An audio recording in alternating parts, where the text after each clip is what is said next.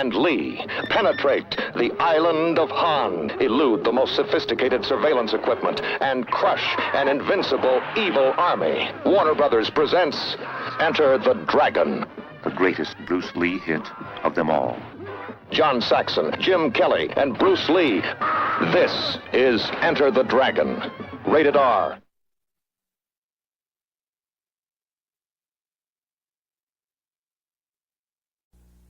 Hey, you got plans coming up? Well, change them.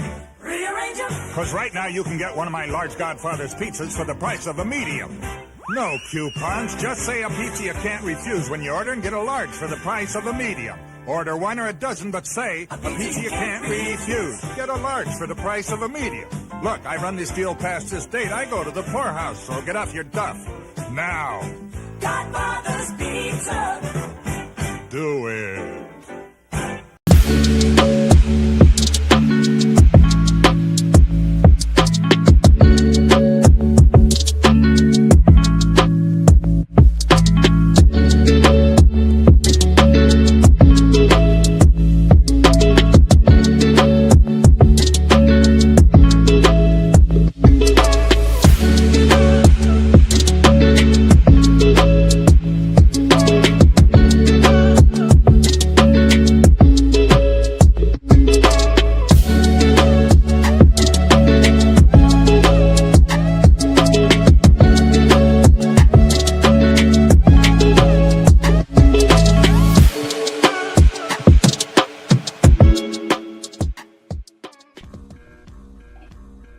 Hey, afternoon, evening.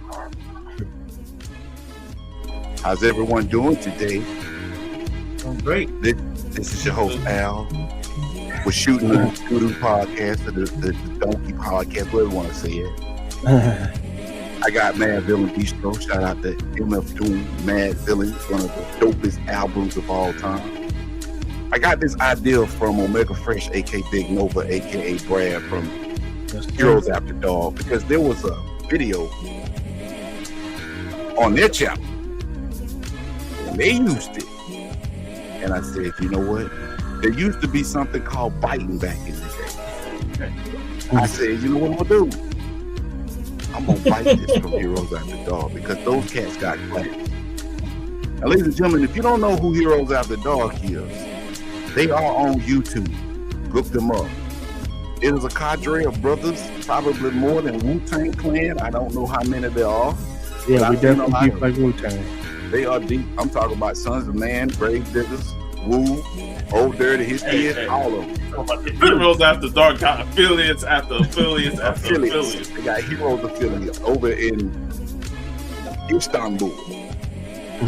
But anyway, we are here today, and I'm going to go ahead and lower this up. Good evening, everybody. I'm glad you all joined us. This is the Shooting of Podcast. My name is Al, and with me today are some esteemed brothers. Some people, if you've already been a part of our podcast, you already know. We got Brad. He's not a guest, but he's been on some of our podcasts before. Common Call Crew. We got my man in between me and Brad, Sean, aka Puff Comics 83. Much love and support and prayers for him. We got Jace, his brother, one of the best video game masters of there is. If they did Captain Ian, the Games Master, he would be the new Games Master. But they would call it Platinum Master. Then we got Outcast United, aka Chris. He's over there bobbing his head to the beat. I see you over there, Chris. How's everybody doing this evening? Doing wonderful, man. 2026, indeed. We have not seen each other online since 2025. Yeah, so, we made it over. We crossed over 2026. It feels good to be here. That's right. It feels good. If you got breath in your lungs tonight, be thankful. And hoping that 2026 is going to be a good year. Yeah. I haven't done a live since, early August, when me and VV did the SummerSlam discussion. It's been that long. DNP, good to see you, bro. And we glad that you are here with us. Donnie C. Williams, peace to you as well. Anybody in the chat that hasn't responded, we'd like to thank you for being Peace, here. brother. Peace, brother. So this is essentially, one of our forays back onto the online forum. If you are familiar with my channel, Everything According to Al, myself and Jace had a live stream way back in the year of our Lord 2025 in October. And we talked about, at the time, Ghost of Yote. And we had told ourselves, hey, we're going to do a follow-up to that. Well, as the song says, time keeps on slipping into the future, and we didn't get an opportunity to do that. So at some point in time tonight, we're going to discuss that. But this is a freestyle podcast, so we're just going to talk about anything that comes to mind. So guys, let's go ahead and get this show on the road. Anybody got something in particular that you'd like to talk about? Yeah, let's kick it off with this, man. What do you brothers think? In a little under, what is it, about 60 days from now, we're finally getting a Michael Jackson biopic. We've seen trailers, we've seen, teasers, things of that nature. They're going on their steamroll. I would imagine the press run is about to ramp up soon because the movie comes out in April, man. Michael Jackson is the deity. He is the deity. So what do you guys think?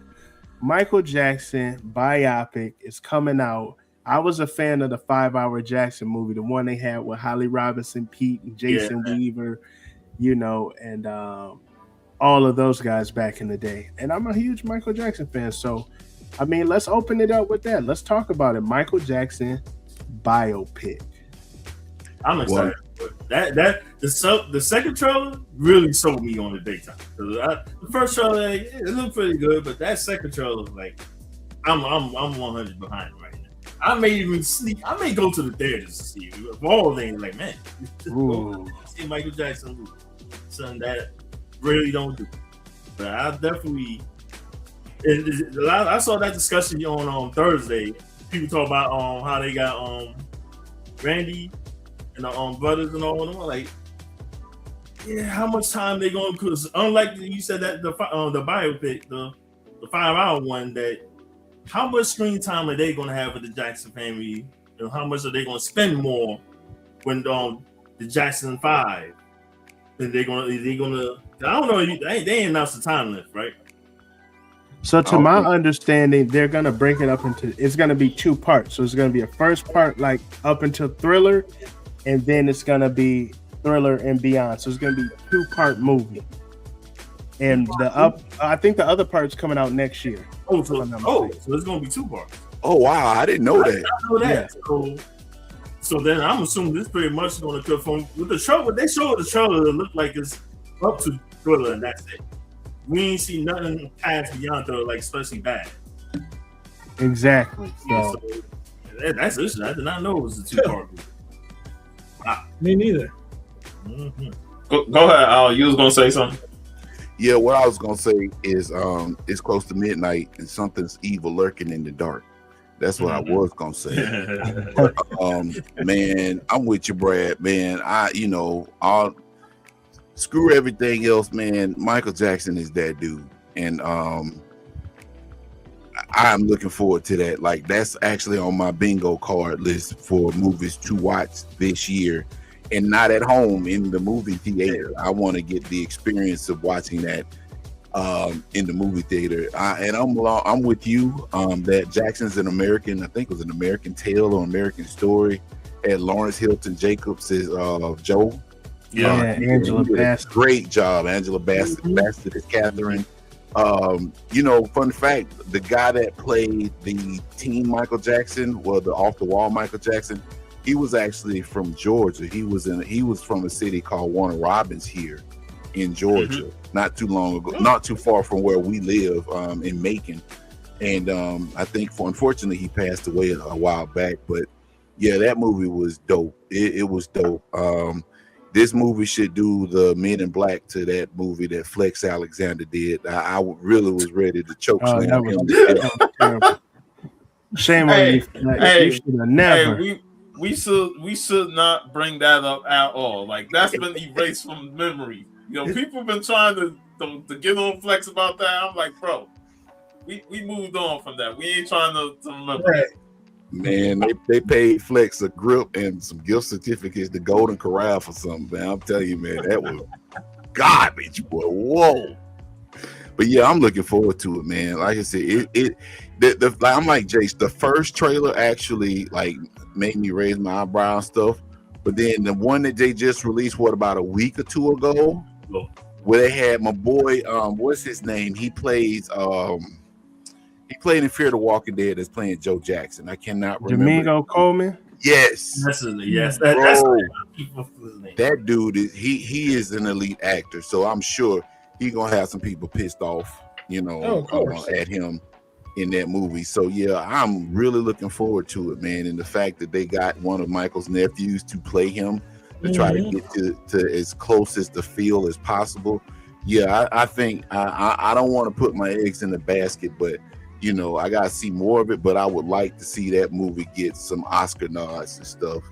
Unlike another movie that I really love, Rest in Peace, Chadwick Boseman, Get On Up. I still think that movie should have got some noms at least. But yeah, I'm looking forward to it, man.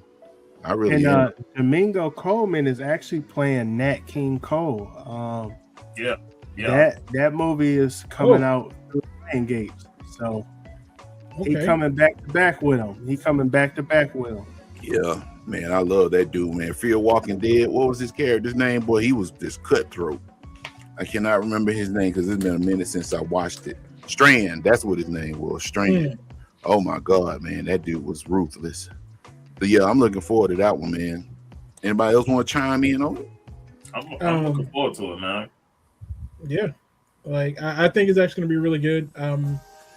It's one of those things. Like I've been a Michael Jackson fan, to the point where back when the only way you could see Moonwalker was if you had it on VHS, and then when you talk to other people about it who knew nothing of it, you felt like it was a fever dream when you tried to explain it to somebody. It's like, so Michael Jackson's dancing through this entire video, and then him and Joe Pesci get into a fight, and then Michael Jackson turns into a giant robot and he saves a bunch of kids, but Joe Pesci's eating a whole bunch of peanuts and he's surrounded by spiders. But then like Michael Jackson saves the day by doing his famous scream and he busts all the windows out, and then that's the end. And people just look at you like, what? Somebody posted the scene where he transformed. Yeah. And I have not seen Moonwalker since I was young. So I was like, oh shit, this is new to me again because it's been so long. Yeah. And I was like, man, the special effects in that shit was like revolutionary back then. Right? Yeah, it cost a lot back then. Yeah. Wasn't Industrial Light and Magic involved in that? Yep. Yeah. I think they were involved with it. Yeah, I remember that. Yeah, man. Back Mike then, called in favors. Go ahead, Chris. I was saying Michael Jackson called in favors for the special effects, just like he did when he made Liberian Girl. Only Michael Jackson can call all his friends and have them all sitting around waiting on him to show up and make it a music video. Yeah, that video is a classic, by the way. Hey, it is. When Michael Jackson say, "Hey, you want to be in our video?" He like they jump all over it. Yeah, they gonna be in the video. Gonna turn Danny on. Glover. Danny Glover was like, "Well, I'm not too old for this shit."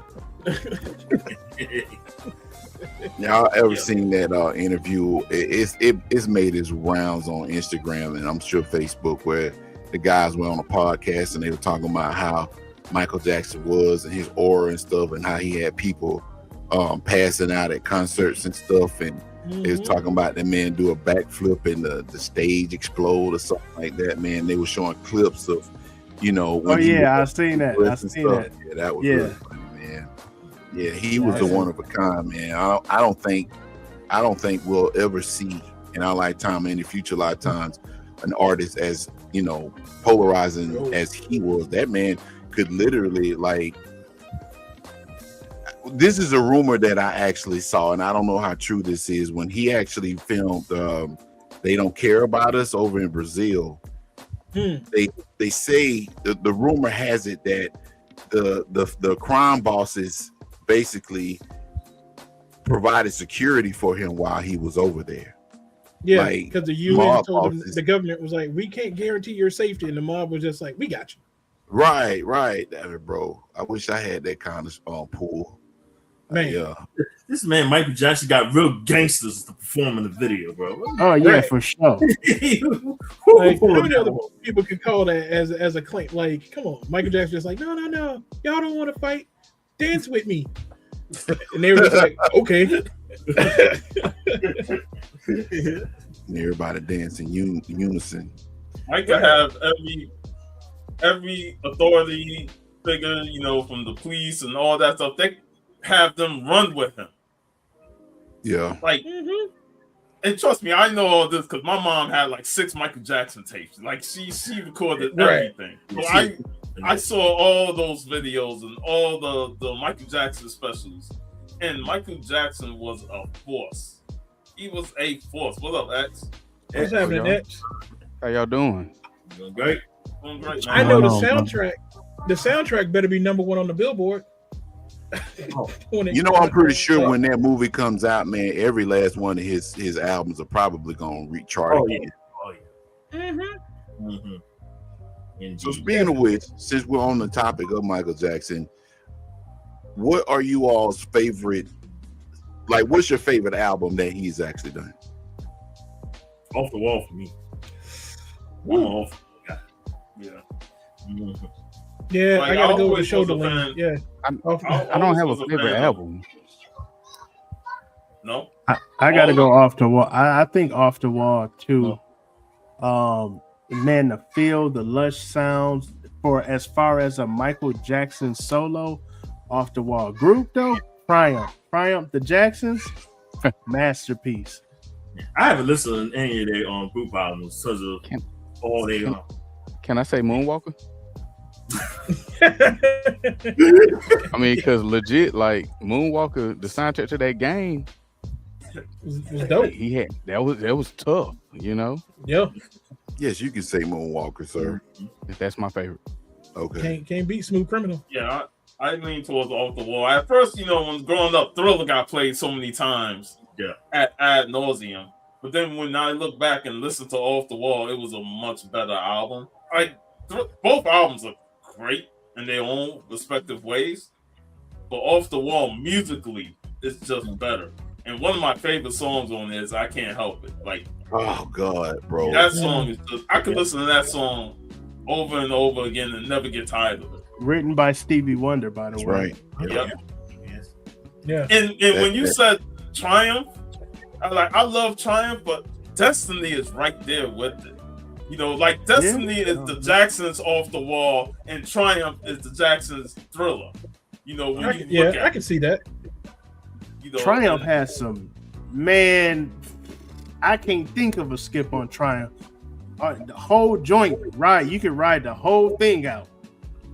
Didn't Triumph have "Can You Feel It" on it? Yeah. Yep. Yeah. I like that video, boy. They had super video. Right. Jack's Golden Gods. And that was a super powerful record. Like if you go and listen to the words and stuff, that was a super powerful record. Oh yeah. Yep. Dan said whatever album Billie Jean is on for me. That's Thriller, man. Yeah. Thriller gets you in that pocket, man. Now I will say Off the Wall and Thriller are probably 2 albums in ad nauseum that I could listen to without skips.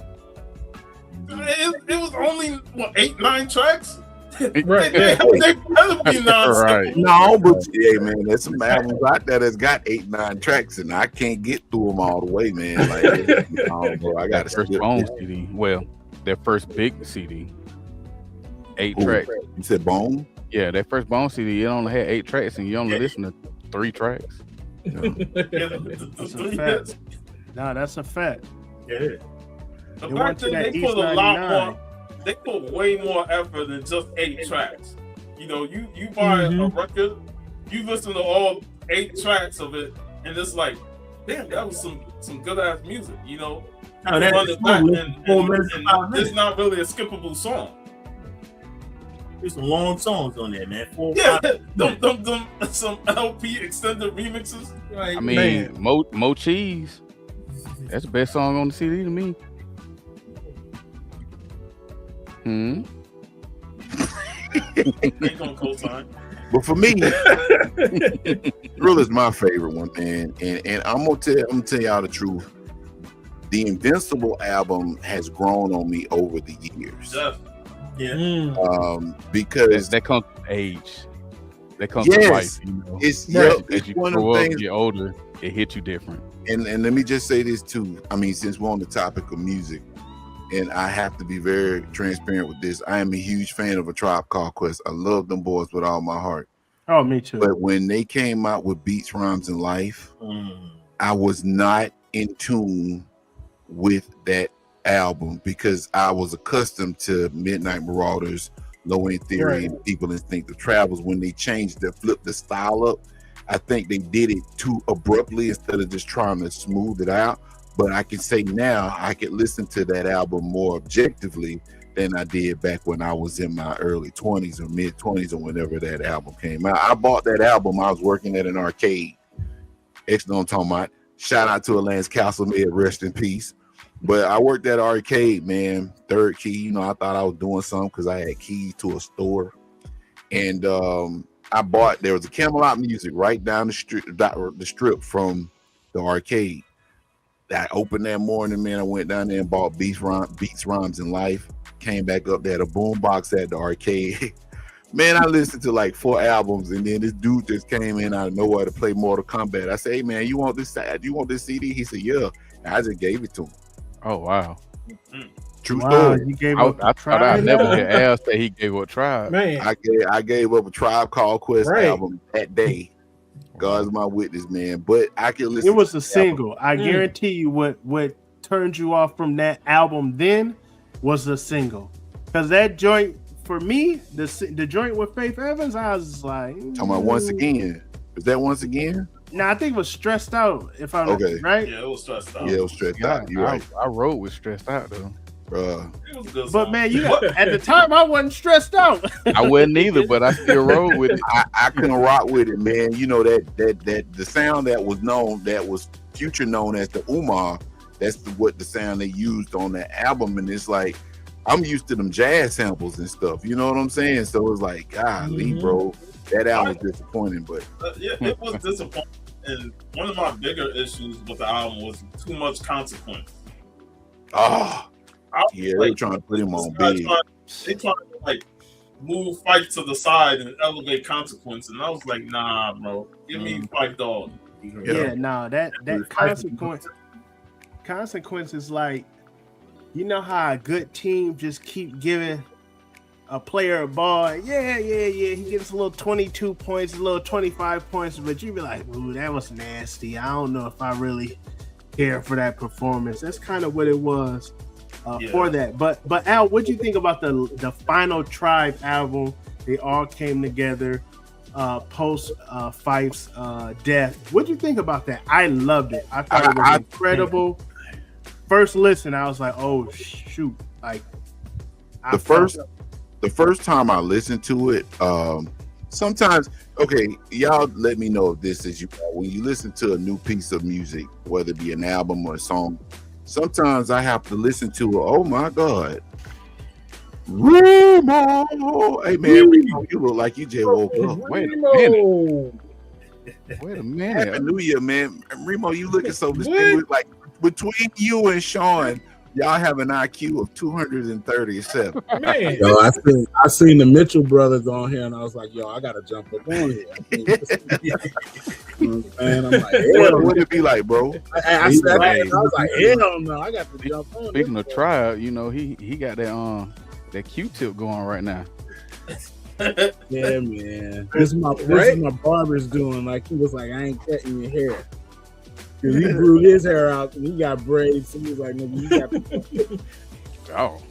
I was like, I'm gonna let it rock for a little while because it's been a couple months. I said, but after the winter time, man, you gonna have to cut this off.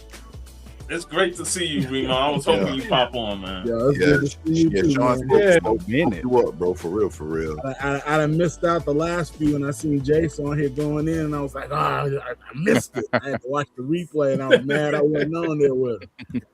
It's been a long time since we actually. I said he was cooking. I said you gotta let him cook. I turned my one time, he was going in on stage, and I was like, dang, going in on Dreamcast? Like, what? Oh, you talking about that? Yeah, last stream. Yeah, the one we did with Ghost of Yote and stuff. Yeah, man. I was like, oh man, I was loving it. I was at work, I was cracking up. I was like, Jason's cooking. I had to turn it down, man. I was watching the replay and I started cracking up. They're like, what are you over there laughing about? I'm like, man, I'm just doing my work, man. Leave me be. How the rest of you brothers doing, man? It's been a while, man. It's good to see you guys. Good, bro. Just over here chilling. Good. Yeah, man. I see Chris with the psychedelic in the background. I'm like, man, it's beyond that. I be seeing Chris, man. I think I know Chris a whole lot better now. Sometimes I be going through my timeline and Chris done reposted some shit. I gotta throw it at the ground real quick. Make sure nobody was looking over my shoulder. I was like, I gotta be like, hold on. Like I be down. Let me see what this is about real quick. I'm like, yeah, I say, yeah, Chris, my nigga, right here. I'm sticking with Chris, man, for sure. This is what I miss, man. This is what I miss. Yams up too, boy. I miss, when we just get together and we just shoot the shit and just have great discussions. Exactly, must be out. Hey, we've seen a lot of you must be out your damn mind shit on eBay and stuff. So yeah, man. Man, there was one I saw. I need to find it. If I can find it, I'll show it. But I can say you must be out your damn mind in 2 words. Absolute Batman. Man. Don't get it. Yeah, nah, definitely. I'm enjoying it. Oh, I'm not talking No, about it's a great great one. I'm talking about, I know. I'm enjoying it. $250 for a cover. Like we're not talking about a 1 in 1,000 or right. We talking about fucking talking about 10th printing is almost in triple digits. Yeah, million copies sold. Or 10th printing. Yeah. You know, the last time we seen that was Ninja Turtles. Yeah. Oh man. And it's crazy because it's up there with some of the Ninja Turtle titles. I'm okay with it. Mm-hmm. First print. I'm okay with it. It's like, I'm okay with that. Like, I love it. Been a minute since DC had some love like this, and I need it. Man, I'm loving Hey, X, how many copies of the A print of Batman, Absolute Batman, you got? Of the first print, 3. Are you serious? Yeah, I got the A. I got the A. I got the blank cover, and then I got the Jim Lee foil version. I got the A and B cover, but okay. Mm-hmm. And the blank going for almost $100 now. Yeah, because people trying to take the blank I got cover a blank off. number 1 and it didn't have the A cover behind it. Mine did, but I was, I got the blank so I can draw on mine. So right. I don't know if I'm drawing a bit now. Right. I had grabbed a couple of them when it first came out, and then they were like, and then recently I just get them and I put them away. Yeah. I read the trade, and then they were talking about that book had the A cover was underneath the blank, so I went back and looked, and I'm like, I ain't got that. Some of them got it, but even when you take the blank off, it's still a space in the staples, and it doesn't have the barcode on the back either. So that's how a lot of folks get caught up in that, but I ain't have to worry about it.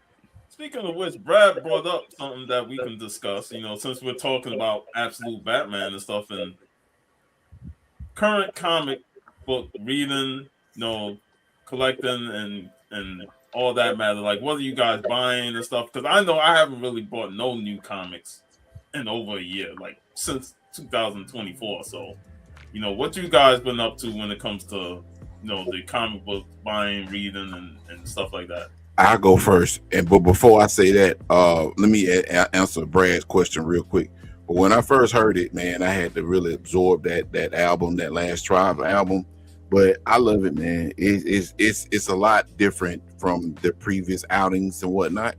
But I enjoyed it, man, especially before Phife Dawg passed. I'm glad they were able to get that together before he passed. But in terms of what you just said, Sean, I'm finna show y'all something that's probably gonna make Chris's brain bleed. And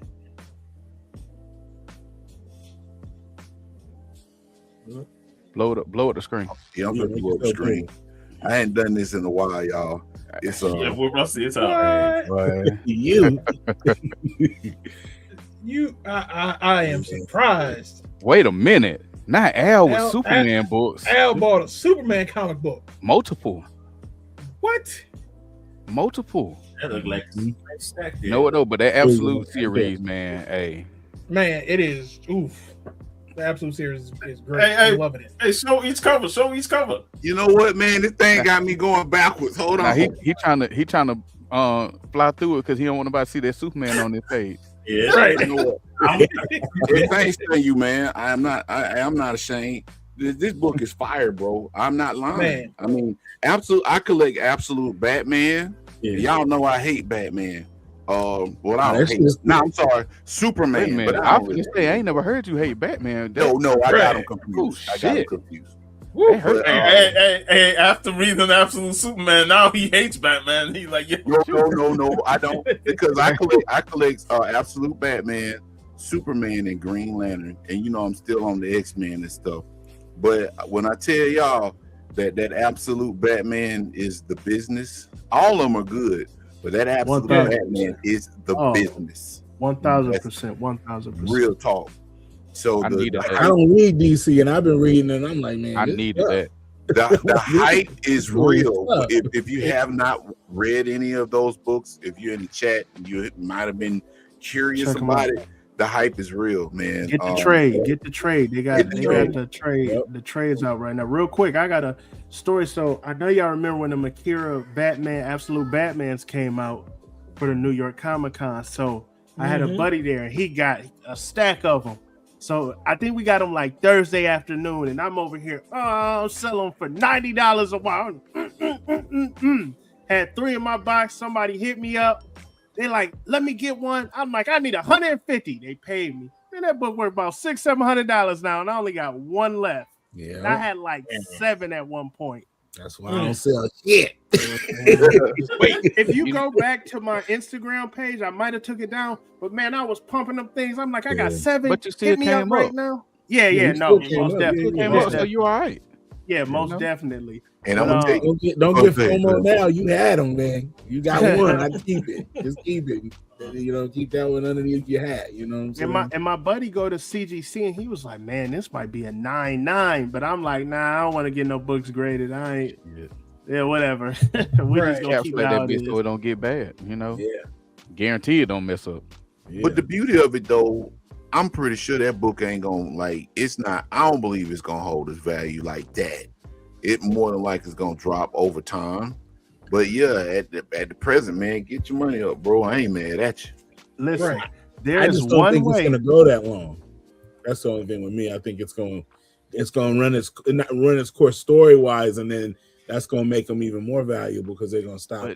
You got characters that they haven't even introduced. Nah, that's true. Oh that's, man, that's that true. Joker was Bro. Oh my god, the Joker story, that whole joint is crazy. I was like, I need every Joker cover they got. And when I go to MegaCon, I'm Jock, Snyder, all those guys. I'm getting all the signatures I can get on there because I've been collecting it since it first came out. But there's one way that book goes even higher, and that's if James Gunn got the nuts to turn that into a film. We ain't gonna see that no time soon. No. Yeah, I'm we just don't even saying. know who's gonna own Warner Brothers, so I'd rather it just be we got a like minute for that.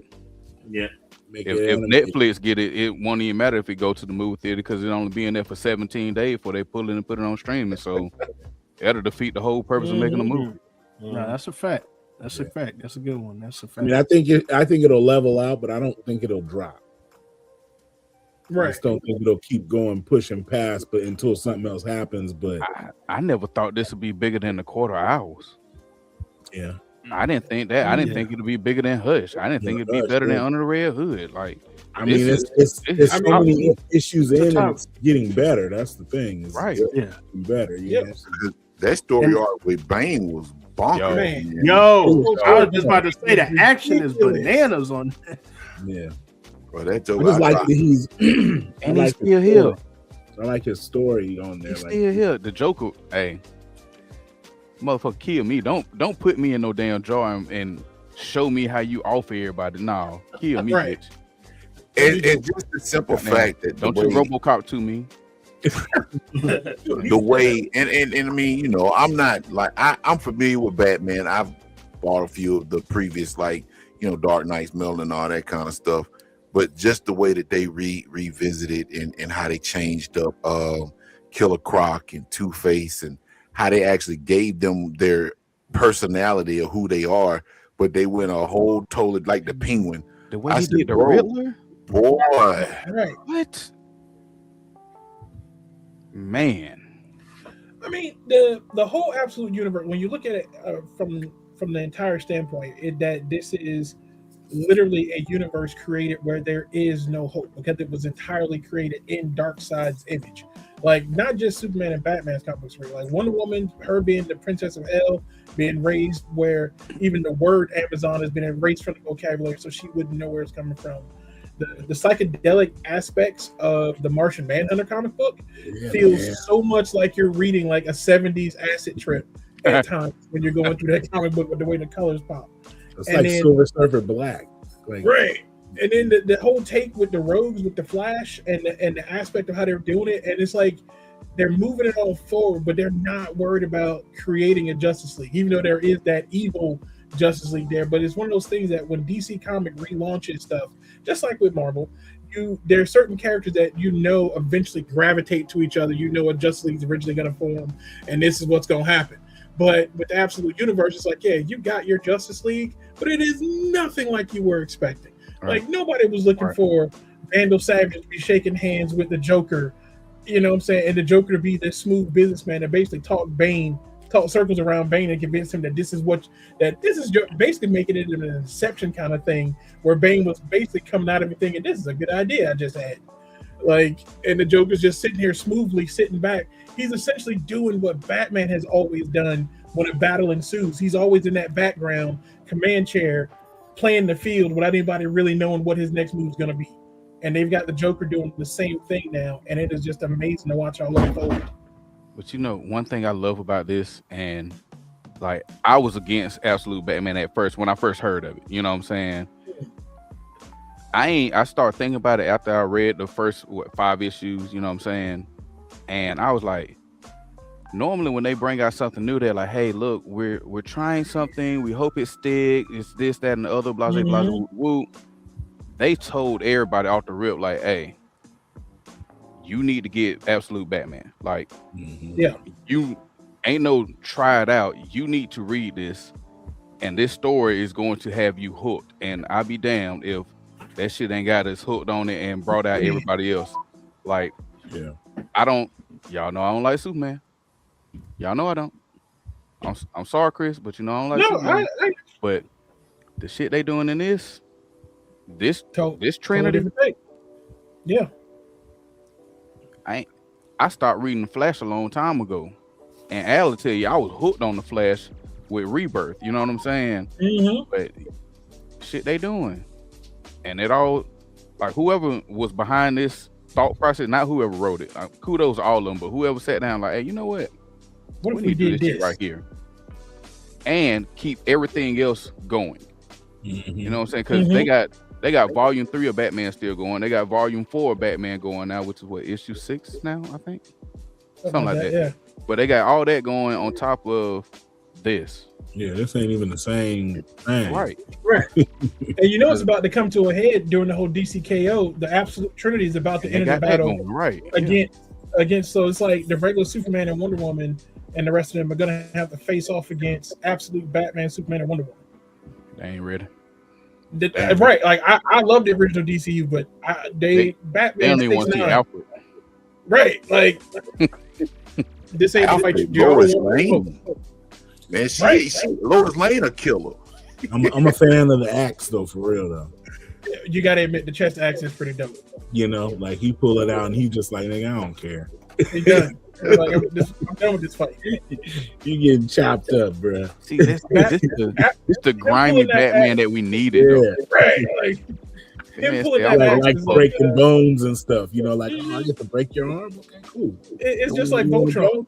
When Voltron pulls out the sword, the fight's over. Same thing with Absolute Batman. Once the axe comes out, yeah, it's like, oh, you want to fight with weapons? Okay, let's do the weapon thing right there. You want to do hand to hand, man? Let's do hand to hand. What I do love though is they had to introduce Bane this early in order to make him a savage like he is in this series. Because if they would have waited like they did in Volume 1, it wouldn't have hit the same.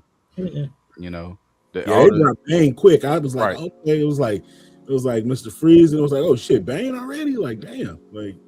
But they did Freeze wrong. Yeah, they did Freeze wrong.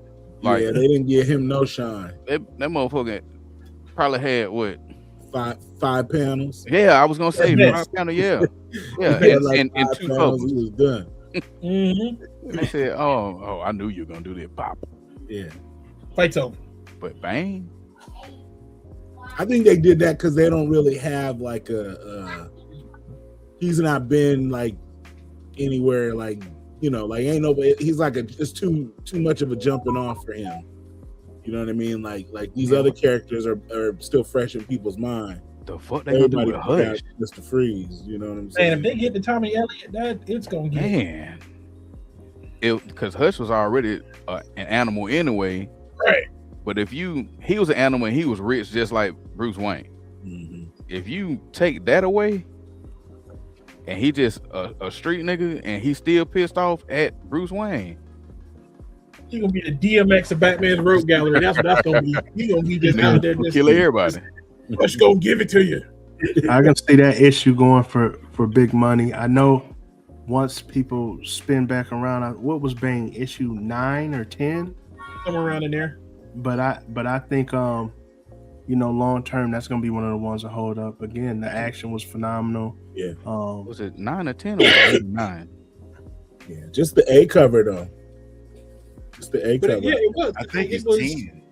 Yeah, 10 and 11 then. If it's 10, it's 10 and 11. Because there's the one with him in the distance, and then there's the one where he's just sitting on the cover. Like it's so much more brutal. The fight between him and Bane was so much more brutal. It's like, yeah, watching Batman get his back broken when I was a kid was just like devastating. But watching Bane cut his arm off, punch him in the face, and knock out an eyeball, man. And then just dragged him back, like put him back together so we can do this again. Like this a whole new level of savage. Batman is a horse in that book though. He's what, like 6'8", 400 and some pounds or something. 6'9", 400 pounds. Yeah, goddamn Clydesdale in that bitch. he the mountain from Game of Thrones. That's what he is. Yeah, he was more savage though.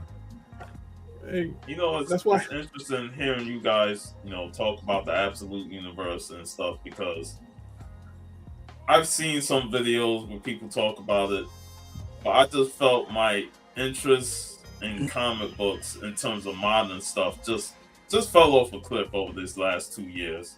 That I just didn't really have the passion to want to read all that stuff. Even as interesting as it sounds, it's just like I really just don't have no interest in reading it, because even as great as it sounds, and you know the stories is great, the villains are great, and just a whole different take on Batman, Superman, and all that, it still can't draw me back in, because I just been kind of turned off with comic books in general.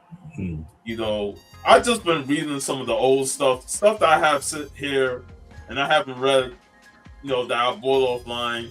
You know, I still got to catch up with Lazarus and, you know, Deadly Class and stuff. So I've been just catching up on reading my deluxe editions and just reading some novels and watching a lot of anime, because that's all I've been doing over this last year, is just watching anime. And you see, I posted the Gotcha Man trade. Like that was like only one of the few modern trades that I bought.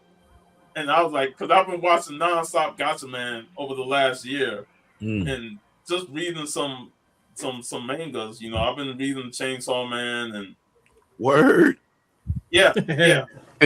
And, you know, Hell, I almost got it. Word. Old Dingy in them. That's what I'm talking about. Yes, sir. Hey, man. Yeah.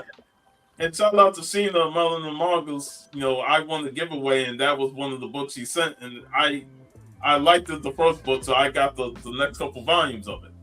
You know, but I've just been chilling back and watching anime, and I said I got an anime stream on right now while we talking there, you know.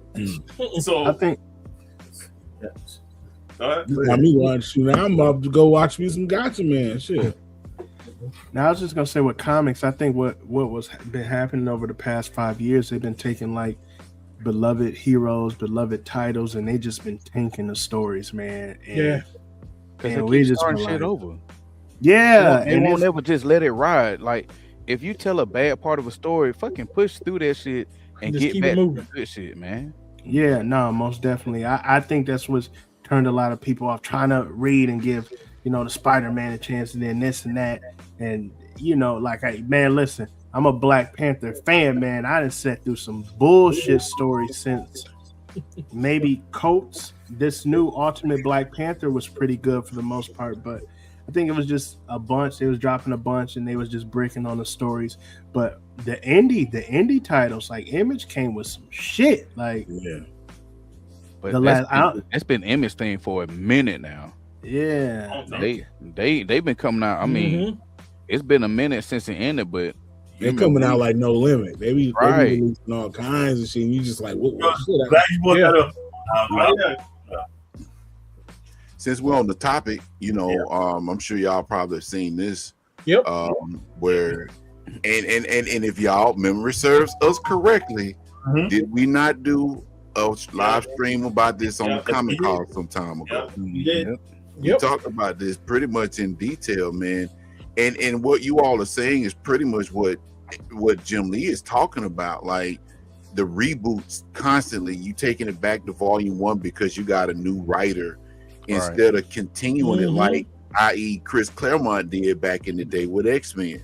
That's why I feel like so many people are enamored with X-Men, because that was long form storytelling that didn't require 2 or 3 writers to jump on. Marvel said, hey, you got this? Yeah, I got it. Now, was everything Chris did gold? Nope. But a great deal of it was to where it structured the X-Men to where it is today. Nowadays, you have 30, 40 issues of a book, maybe 36 issues of a comic, and then they'll start back over again. They ain't even making 30 issues no more. Only what 20? Right. The longest one Sometimes they was just doing maxi series. yeah. I was gonna say the longest series I can recall is Cody Ziegler doing Miles Morales. But outside of that, man, they was giving folk 15, if that, 7 issues. They ain't even move on. Long, yeah. I mean, guess what? They just restarted Iron Man again. His new number one just dropped again. See, that's crazy. What's this, the 80th number 1 that he's had? Right, but then it's like legacy number whatever. It's like I hate the legacy. I don't like that either, man. That's whack. That's whack as hell. Hey, nothing worse than when they go back to the legacy number for a big anniversary, and then 10 issues later they restart at number 1. I'm like, what the fuck? Yep, I don't like that, man. Yeah. But according to the article, Jim Lee said the stories told in Japanese manga and anime are incredibly powerful. I often find myself wondering what is missing in Western comics and why they aren't able to achieve the same flavor. We know why, because they keep rebooting the shit every chance they get. That's why. They also got too many chefs in the fucking kitchen. Yep. That's true too. Because with the mangaka, you basically have that one writer. Right. And they typically mangaka they call them mangaka. I'm sorry. They write, and in most cases they draw the manga simultaneously, so they have complete control. Now they do have like they Todd McFarlane in it. So what now, X? They Todd McFarlane in it when he did Spawn. Yeah, or Eric Larson when he did Savage Dragons. From what I understand, Eric Larson's written Savage Dragons since the 90s. Right. You know what I'm saying? So when you have that, when you got that one person, whatever the ideas are, be it good or bad, is still that person's vision. That's why a lot of people, man, and I say this, and I'm not trying to sound like these folks on the internet, but I will say one of the greatest, because I actually started buying the manga for this after watching the anime, is that freaking One Piece. Bro, you talk about a story. If you the homies love One Piece. I'm not into it, but all my homies love One Piece. Man, I'm trying to tell you, man, One Piece is the truth. And it got me to where I wanted to read the manga because the anime was kind of far behind. They're caught up now because One Piece is not coming back for the anime until April. Some time. I'm trying to tell you, man, give it a chance. That's all I ask. Because I was one of those people that was like, man, this shit too long, bro. But then I turned around and I didn't like it. I did try it. I watched like at least 20 episodes. I just didn't like it. That's all.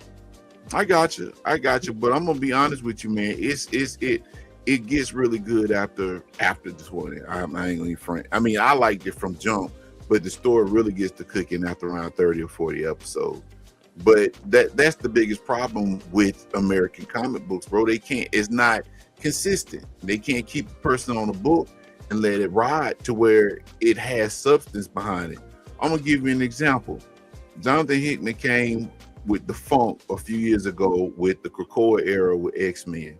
And that, in my opinion, was one of the best story arcs that the X-Men had been in a long time. He was on that book for maybe 3 years, and then after that, he left the book. He went somewhere else, which was mistake number 12. And then maybe a year or two after that, they decided that they wanted to erase everything that he did. Now, the X-Men had their own island. Krakoa was their own mutant island. They had their own infrastructure. They had their own currency. They were actually dealing in pretty much pharmaceuticals because they were growing plants that had medicinal properties. They had their own economy, their own GDP. But then all of a sudden, they go through this stuff, humans trying to kill them, and they go back to the status quo where some of them living, like Storm went to Atlanta. No joke, she did. She moved to Atlanta. Yeah, that's how that new Storm series. How they ended it, What, Brad? No, I'm saying that's kind of where the new Storm series start off at. Is her in Atlanta. So. Yeah, it's her in Atlanta, and I want to say one team went to Canada. It was somewhere up north, and then another team went to the Midwest. And it's like, bro, they had their own freaking country. You had to be a Storm living in Kennesaw. She living past the Georgia 400, man. On a super tricked out spaceship at that. I don't know if y'all got to look at the Storm, but yeah, I got to the very end. I collected it, and it was a decent book. She behind Lennox Square Mall. Said what? I said she behind Lennox Square Mall. Cumberland Mall. She lived behind that Publix on Powers Ferry Road. Mall of Georgia. Right. But I mean, seriously, man, he had a good thing going, and they could have actually kept that. And Larry and I talk about this a lot. They could have kept that story all going for years. But they said, okay, well, because we're tired of this now, we're gonna go ahead and bring them back to reality. I'm like, man, y'all so dumb. And ever since then, that book been kind of struggling. Why couldn't they just have like X-Men and then like Uncanny X-Men like running at the same time, and they could have kept the Krakoa like story going in the one book, and just for the other one, just one of them could be the legacy one, and just roll that out instead of changing arcs, because like you said, that was turning into something. You know what I mean? They were adding new characters. They were all part of that, and like you said, it could have kept going. They didn't have to shut all that shit down. They didn't. I mean, everything with that book was organic. So I can see literally literally, they pun intended. But I mean, I'm with Sean. I mean, I watch a lot of anime. I mean, I watch a lot of other stuff, but I watch a lot of anime. Like I said, I read the One Piece manga, and I still collect comic books. But if you are really in this mindset as comic book readers, along with being a collector, manga is not a bad option. And then they got so many different types of manga out there, bro. Look, they got a manga out there. They got several. Joker's playing soccer. They got this one called yeah. And they sitting there at this facility that actually trains up dudes to play soccer for the national Japanese team. And I'm sitting there like, oh my God, man, that kick was dope. I don't watch soccer like that. Shout out to to Matt, but it's like, bro, I don't watch soccer like that. But they can take got an anime based on trash, and it's dope. So my Gachakuda. Oh my God. Oh my God. See, you already, bro. You know I know, but Gachakuda, man, y'all need to, bro. That is, man, the art style is amazing. Yeah, my daughter, she be in all of that. She got a shelf full of like manga, and then every time we go to the mine too. And I'm just like, the stuff she be going from horror to like you said, the one where they play. Hers is the one they play volleyball. I forget what it's called, because she's in the volleyball. So there's like a volleyball, like a kid that he's like in junior high, and they're like crosstown rivals, and he ends up going to both schools. Like, is it Hiyaku or something like that? Yeah, exactly. That's it. Bro, man, I'm on bad. Look, bro, all I need to learn to me is some more Japanese. You know. Shut up. Bro, here, man. I get arigato gozaimasu. Like, bro, I be walking around here talking Jap. Like, y'all gonna have to have subtitles. I plan on going I do it. Hey, bro, I'm telling you. But man, I'm telling you, but that's and I hate that because they already know, because this situation regarding comics and manga, it's been a long-standing issue, because like I said, we did a live stream about this maybe 3 years ago. I don't think it's a problem, but I think it's like you guys saying, like it's an option. You know, like Sean's not feeling comics right now. You can go to manga. You like both, so it lets you not oversaturate yourself on one end. Like you can say, manga book, couple comic titles, and it doesn't make it where your pile is getting so high you can't read it. You know what I mean? You can jump between the two. Yeah. I don't think it's an issue and one's better than the other. I just think people need to open their minds so they can go back and forth. So if you don't stop collecting or you don't stop reading comics, you know, you'll have like a way to kind of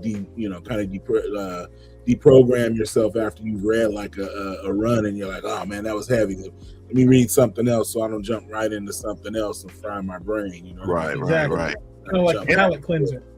Yeah. And I don't look at comics and manga like that, man. Like I said, y'all just seen all them absolute Supermans I got. Yeah. But I have an appreciation for manga because they do tell complete stories. Like My Hero Academia, the anime just completed a couple of weeks ago.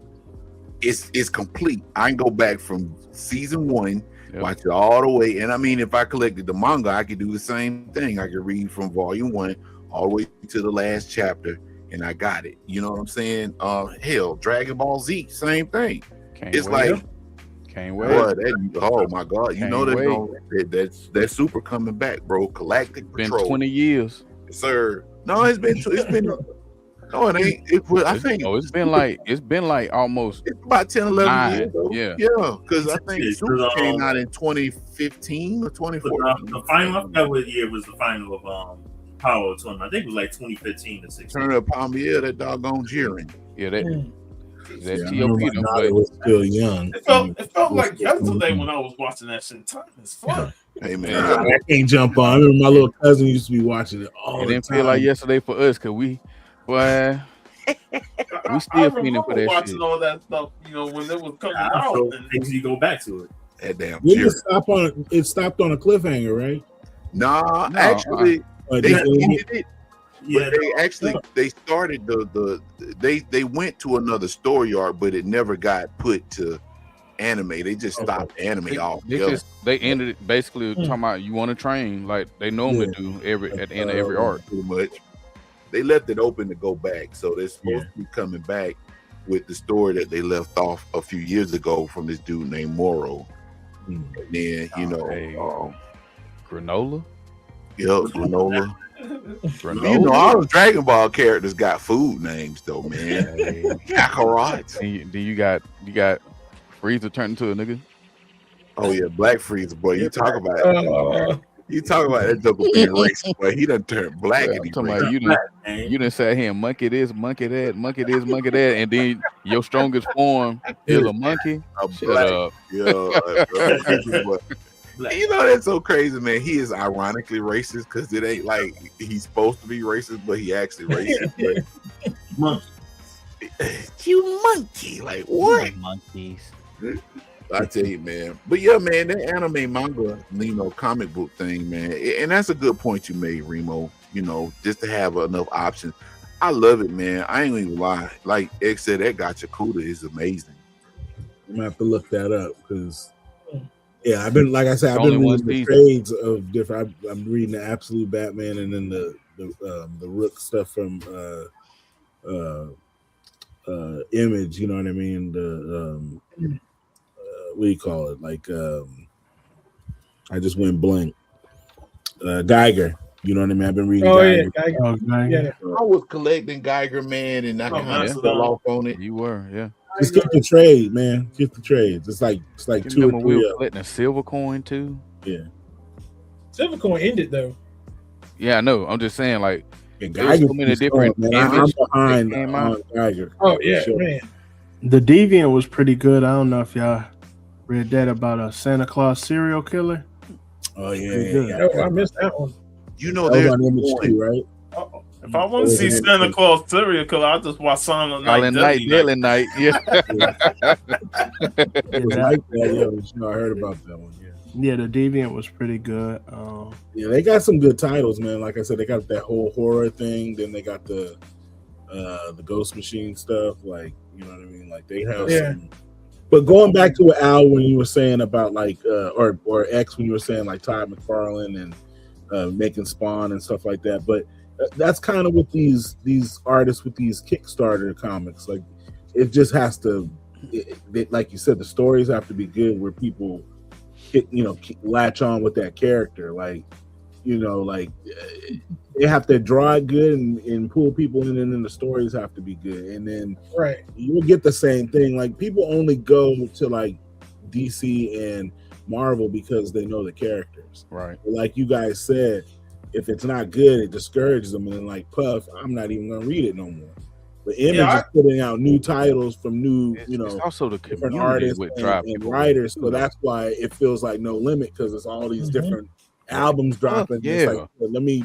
Where do I jump on at? You got to pick one Great and then analogy. get some other ones. You know what I'm saying? So I like that about Image, where they're Fiend and damn Snoop out there. out enough titles, and you can kind of sift through them and figure out which ones you want to read. Yeah, for sure. I think the old guard need to embrace some of the new dope writers too, and give, not even from the comic realm, but like fill some of these other guys out that's not in the comic. Because I'm reading like, just regular book titles, and there's some great writers and storytellers out there. And I'm like, you got to pull some of these guys in and say, hey, have you ever wrote a comic? What they need to do is stop trying to make these new writers write in their style. Yes. Yeah, That's what they need to do. But look at Daredevil. Daredevil keeps going, and they keep changing writers and artists. Like, you know what I mean? You don't even notice, unless you really read it. Like, there's different writers. It's not the same ones. You know what I mean? So, I mean, that could do the same for all comics, but they choose to, it's Spider-Man. Let's start it over again. Let's start this one. This not Amazing Spider-Man. This is Spider-Man. This is Spider-Boy. It's not Miles. It's the second go. It's like, come on, man. Like, I'm not trying to keep having to spend money and add more titles to my box. Like, you know what I mean? Like, reading Spider-Man, I don't want to have to stop and read if Amazing Spider-Man. I don't want to stop and have to start up on the new ones for Spider-Man. You know what I mean? And then Spider-Boy, it's like, man, come on. I'm good. And then that's why I haven't really been messing with Marvel. When I got back in the comics after a couple years off, I jumped back in with some Marvel and DC, and this is when New 52 started. So I was like, all right, now I gotta jump on that point, because with DC, like, I read Batman and Superman and stuff, but I never really like focused on the other characters. Hell, so I was like, now the only two you had to read that were good in New 52. I'm just saying, it gave me an opportunity to read some other characters at the starting point, as opposed to jumping in the issue like 300 of Flash or something like that. And like, it gave me a starting point to like, let me try out some of these other characters that I don't really follow that much. So that was around that time where with New 52 and Marvel and stuff, I said, you know what? I read the trades, and I liked some of the stories that I'm reading of what Marvel was doing with Captain America and stuff, and that was with Ed Brubaker. And I was like, you know what? I'm gonna read his indie titles. You know, the stuff that he was doing with Image. And that's when I started realizing I need to separate myself from reading the characters and more of following the writers that I enjoyed their work on said character. That's how I am with Chip Zdarsky. I follow his writing on, multiple characters and stories and stuff. Because I felt that what took me out of the comics previously was after that whole Brand New Day shit with Spider-Man, I stayed with Spider-Man. And this was when they was doing 3 issues a month. And then I'm looking at myself, I'm like, why the fuck am I still buying Spider-Man when I'm not really enjoying these stories? Like, I'm a big Spider-Man fan, but I'm not enjoying everything because of what they did with One More Day. And that's like, let me just take a break from comics. But this shit was getting expensive, and I'm like, man, I don't need to buy all this stuff. So let me just take a break. I took about 5 years off for buying comics. I came back and I was like, you know what? I'm just going to focus on not the characters, but the writers that I enjoyed their stuff when I was reading it at that time. So I just only focus on specific characters, but I more focus on the independent work. And this was when like Saga came out and other books, that Image was putting out. And I was like, yo, I'm enjoying this. And these were shorter runs. Like, you didn't have these long 20, 30, 40, 50 issue runs. Like, nah, they had a beginning, middle, and end. Did you mean Rebirth instead of New 52? Huh? Did you mean Rebirth instead of New 52? New 52. Because Saga was around Rebirth. No, it was a little bit before. It was before Rebirth. Saga came out after we had got back. Remember Saga had they did 6 issues, take 3 months off, 6 issues, then 3 months off. So it kind of extended it out, But because Saga, I want to say about 2013 when it came out, or 12, 13, one of those years. But I just said, I'm just going to focus on these indie writers and independent work and less on Marvel and DC. I would jump in here or there with Marvel and DC, but I'll focus more on the writers and the artists that I like. That's kind of how I'm treating the whole Absolute. Like, these are for characters like that I never, because you guys know I never really did the whole DC thing. You know what I mean? I never really picked up any titles in there. So I started with Absolute Batman. Been reading that, the trades and stuff, and then and I've been collecting it, but I read the trades, and then like Chris was talking about the Absolute Martian Man. Just from the art, it makes me want to read it, so I'm gonna start reading that one, and then I kind of want to test out when they come out with Green Arrow. You know what I'm saying? The Absolute Green Arrow. Then I want to try and jump on with that once that starts up. So, that as a person who don't read DC, so exactly. So you got me 3 titles right there. So they're gonna do their job. I'm gonna go back and buy the issues for the Ultimate Martian Manhunter, and then I'll buy the trades to kind of catch up on the reading. Just because some of those covers are dope as shit. Yeah, I enjoy Kill or Be Killed. That was beautiful. I'm mad because I ain't get a chance to finish it because I need 18, 19, and 20. Hey, let me check. I might have dupes in some of them X. If I have, I'll let you know. Yeah. But they have like a it ain't the same. A hardcover? It ain't the same. But it has like all the issues in it. Yeah, it's like an omnibus. Yeah, the deluxe. It ain't the same. Not the same. It ain't the same. It ain't the same, brother. Man, touch it. Look here, man. It was a time during that time Kill or Be Killed came out. The independents were in their bag. Image was putting out some good stuff, man. Jonathan Hickman had a book called The Black Monday Murders. Yeah. And Oh. it never. I hate that man. I love him because he is an excellent writer, but that it never completed, and I hate him for that. Jonathan Hickman, you can only read him in hardcover omnibus format. Reading him in singles is a struggle. It's like you got to have it all in one package for you to really get Jonathan Hickman's style of writing, because he's a long form writer. He writes for the long time. He's not like couple issues and then move to the next one. Like, nah, he writes long form. Well, maybe And he need to I write was more. mad when he left X-Men. I was like, nigga, you just got me into this. He need to go back to Marvel. You know, I hated him for that too, Remo. He when he left the X-Men, bro, that Powers of X and how Powers of X, because I was like, man, you done got me invested in this. Amazing, bro. But I mean, back then, like I said, when that came out, man, you had the book Redneck, which I was buying. Donny Cates was doing that one. You had God Country. I think Donny Cates did that one too. Yeah. Excellent story, man. Even Aftershock, bro, they had one. I cannot remember the name. I don't have my phone near me, but it was an apocalyptic world where animals actually gained sentience, and it was great, man. There's some good. What was it called? And I cannot remember. Aftershock did it, and they had two. They had the main title, and then they had a spinoff. It was about a girl and I think her dog and another animal.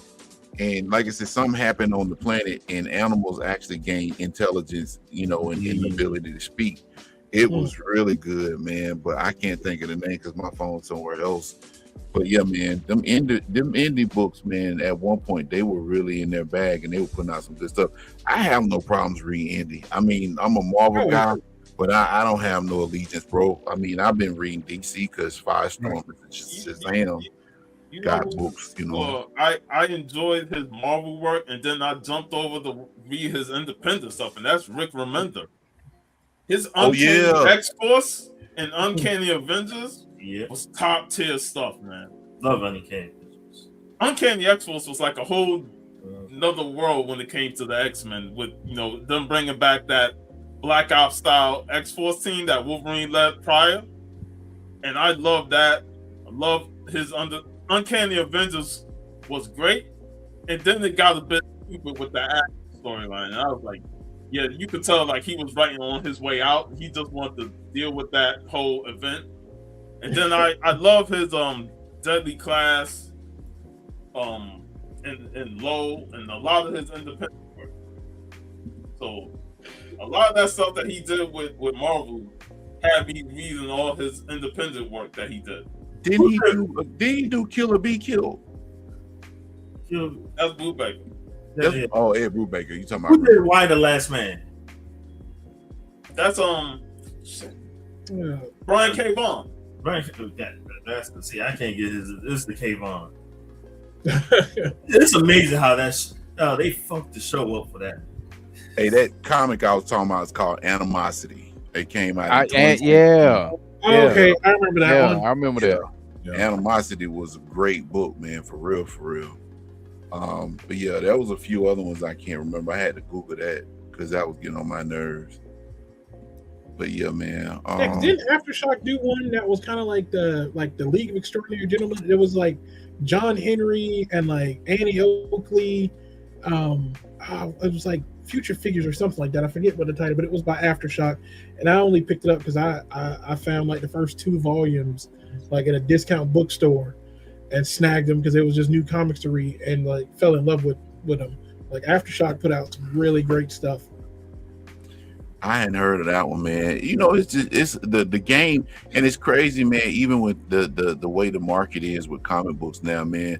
I went to my local comic book shop, bro, and it's like it doesn't look like it's slowing down. Like you see all kind of titles and whatnot, man. Not just for Marvel and DC, but for a lot of indies. So, oh yeah, no, it's not. It's not slowing down. But it's a stack. It stacks of books somewhere because what they putting out versus what people are buying or reviewing. I would be willing to bet that it's not matching up. Right.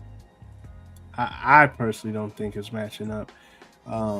you know, like you guys were saying, everybody was echoing the same sentiment. It's just too much. It's a lot. It's overwhelming. Honestly. And then another thing too is this. I know people frown upon this, but you know, when we get these comics and then the adaptations come, we were getting a lot of adaptation in show form and movie form that were really good. And that had a drop off too. And I think that kind of runs hand in hand with each other. So, you know, yeah, a lot of the shows like on HBO, Netflix, they trying to take independent books. Yeah, I get all of them. Just like I said, Why the Last Man? Like, yeah, they trying to get all the independent creators. Like, oh, we're gonna do a TV. Like a creator would create a comic.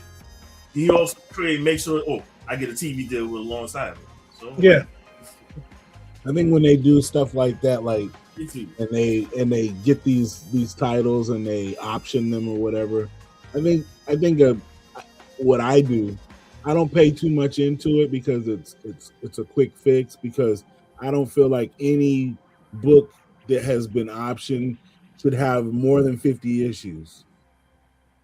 You know what I mean? It has 5 or 6 issues and all of a sudden it's option. You don't have no source material to make no episodes. So I already know you full of it. You know what I mean? Like if you get option and you are already 75 into a 100 issue run, then maybe you're chasing the dragon. So it's like you can start a show or a movie and you have, you know, stuff to build on because the story hasn't been told yet and it's still going. But these ones that come out and it's the first issue and all of a sudden they're screaming option, it's like, bro, you guys don't got no intention of making this come out. You're just trying to buy into it, so it really doesn't mean anything. It was like that with Robert Kirkman's Outcast. The book ain't even come out yet. It's already saying it's option for TV just because of the success of Walking Dead. But Walking Dead, as you see, it's got like 100 issues at least. You know, bunch of storylines and all. They do the Outcast TV show after only like 15 issues already came out, so they're like, you ain't even got enough material to cover. And they got canceled like after a whole other 4 years to wait for the second season. You know? Well, I know I need Amazon to go ahead and buy Warner Brothers, because what they doing with their TV series, if they get their hands on, first of all, y'all seen the what they call it, Cape Crusader on Amazon, right? Let them get their hands on all of the DC properties. First of all, we might go back to the old school DC animated universe and get this shit back with the original writers, with the same team that did all the good animated shit, and let them motherfucker what they doing with the boys, let them get a live action show going on, because Titans started out all right, dropped off. Goddamn, Doom Patrol started out real high, dropped off. I guarantee you Amazon got that shit. It's just gonna keep going up. Look at what what's the boy name? Is it Alan Rickson? He was Dove in Titans. And Reacher. And he is Reacher, and that's his role. That's his calling. Until he ended up playing either Bane or Eddie Brock. I was going to say Amazon. Good Eddie Brock. He would be a good Eddie Brock. He'd be a great Eddie Brock. There's rumor that they're going to have him as a Wildcat from the JSA. He wanted to be Batman. He too big to be Batman. He could be absolute Batman. The absolute Batman. He could be Bane. Yeah. He could definitely be Bane. He could be Bane. But he'll be a perfect Eddie Brock. Yeah. And you know, I ain't absolute Batman. I think's got to be like a young. It need to be animated. Jock, you know, it need to be animated. CGI. Yeah, no, it just need to be pure animated. Oh yeah, I think so too. But I'm saying if you were gonna place a human in there, you would have to be somebody young, like a football player or something. You know what I mean? See, I don't need that. I need somebody who can act. So go ahead and but you know what I mean, like an athletic type of somebody who can do their own stunts type of shit. You know what I mean? Like, but I want to see it animated because I want to see arms getting cut off and shit like that. You know what I mean? I want to see the real shit. Like I would pay to see that as opposed I want to see a motherfucker exploding. Yeah, you know what I'm saying. I want to see some other. Hey man, I'd rather see it animated. Like, because I feel like, I was talking with my daughter, and I was like, I'd rather pay for an animated series, an animated movie at the movie theaters than a live action movie. And I feel like it can't live up to what I just read. When I know the anime will live up to exactly what I read. So how much money did Demon Slayer make? Oh shit! Just one movie. One movie, right? Yeah. And they still got 2 more to go, which is gonna be 800 years before we get it. Yeah. Yeah. But see, it's less he stress with don't that. even- Like, look at Miles, how long it takes for Miles movies. Oh yeah. Oh boy. And it's like you lose interest in them when in Demon Slayer, it's like boom, there's another one. Even if it's on Netflix, it's out next year. You know what I mean? Like they don't overthink it. You know what I mean? Like they do it and then it's out. Whether it's straight to video or if it's at the movie theaters. Akaza. See that boy Akaza in that damn movie.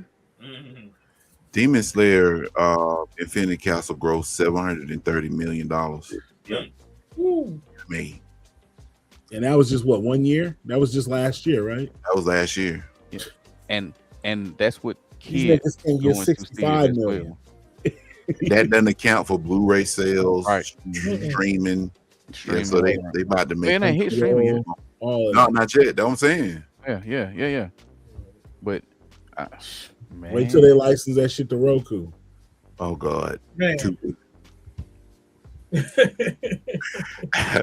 right, y'all. Everybody's household now. All right, y'all. I'm gonna switch gears real quick, but before we do that, we gotta pay some imaginary bills. So hold on a second. We will return after these messages. Monday's girl is fine and hip.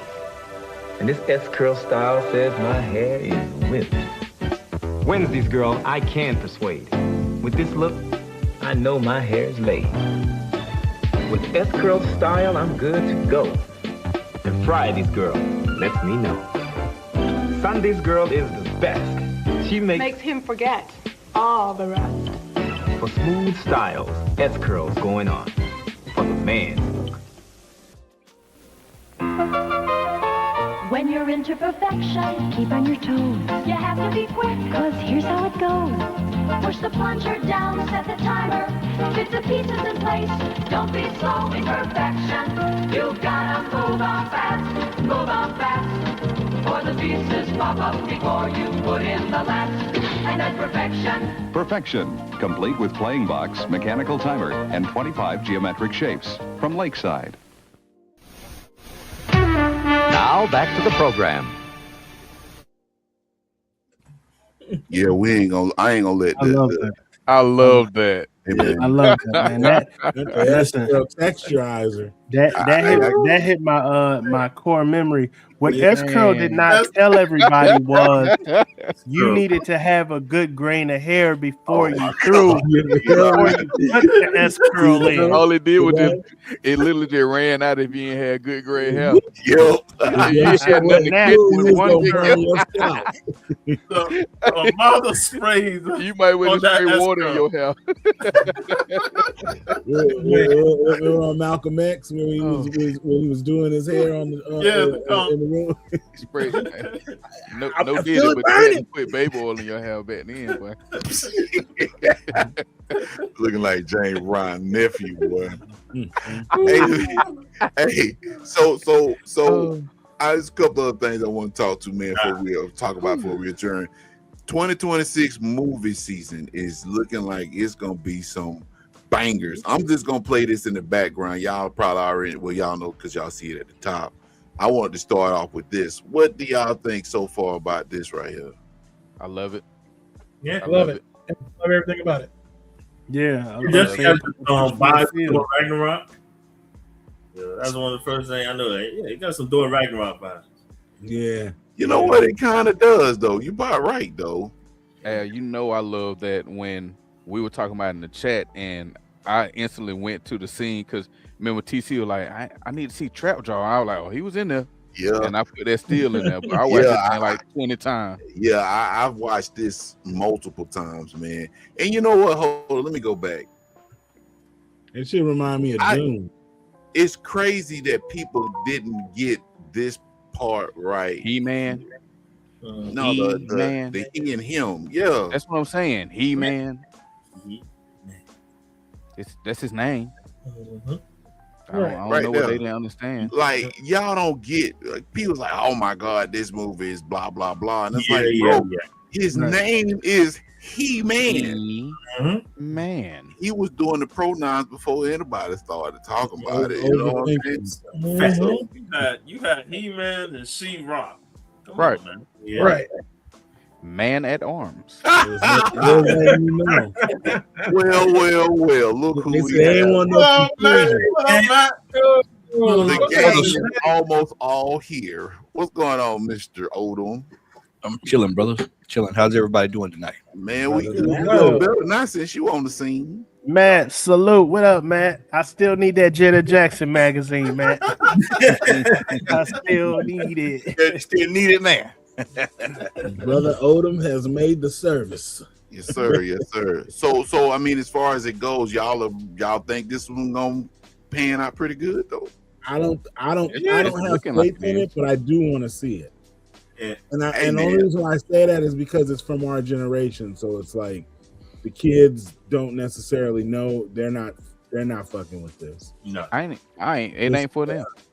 Yeah. Right.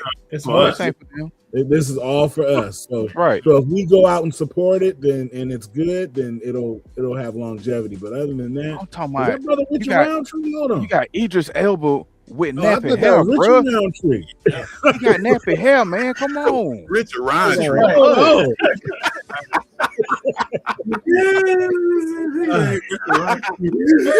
Richard Roundtree. The question is, are they gonna have the sheriff with the shotgun running around? That's the question. Shut up. Ain't nobody gonna. They ain't gonna have Loomis. If you know, you know. Loomis.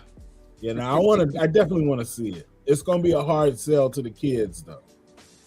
I'm not. I don't know, man. Maybe if they grew up in a household with somebody that damn them kids. Right. I'm going to see it. I'm going to the drive-in for sure. Driving. The drive-in for sure to watch this. Like they actually got Skeletor looking like Skeletor. Man. Yeah. You can't even tell that's Jared Leto bitch ass. Like, come on, man. Hey, you know, I hope he don't talk. Man, at all. I just want him to laugh. It made me think, you know, with the visuals and stuff, like the 2003 He-Man animated series, which I thought was underrated. That was a really good series. That when I'm telling you, that was one of the best. And you know, aside from the original, man, especially when they got to the Snake Man and they She-Ra came on the scene, Hordak was there. When they changed the animation, I fell off. But you know what? It had a good story though, man. It had a really good story. I enjoyed it. But just to go over, I'm just gonna do a few, man, that's supposed to be dropping this year. Of course, we all know about Doomsday. They got Supergirl dropping. The Mummy is making a return. As long as it ain't Tom Cruise in the Mummy, I might. I think Brendan Fraser came back for it. So you talking about a continuation like part 5? I don't know. I honestly don't know. I saw some news about it that they were filming it. Brendan Fraser was coming back to reprise his role.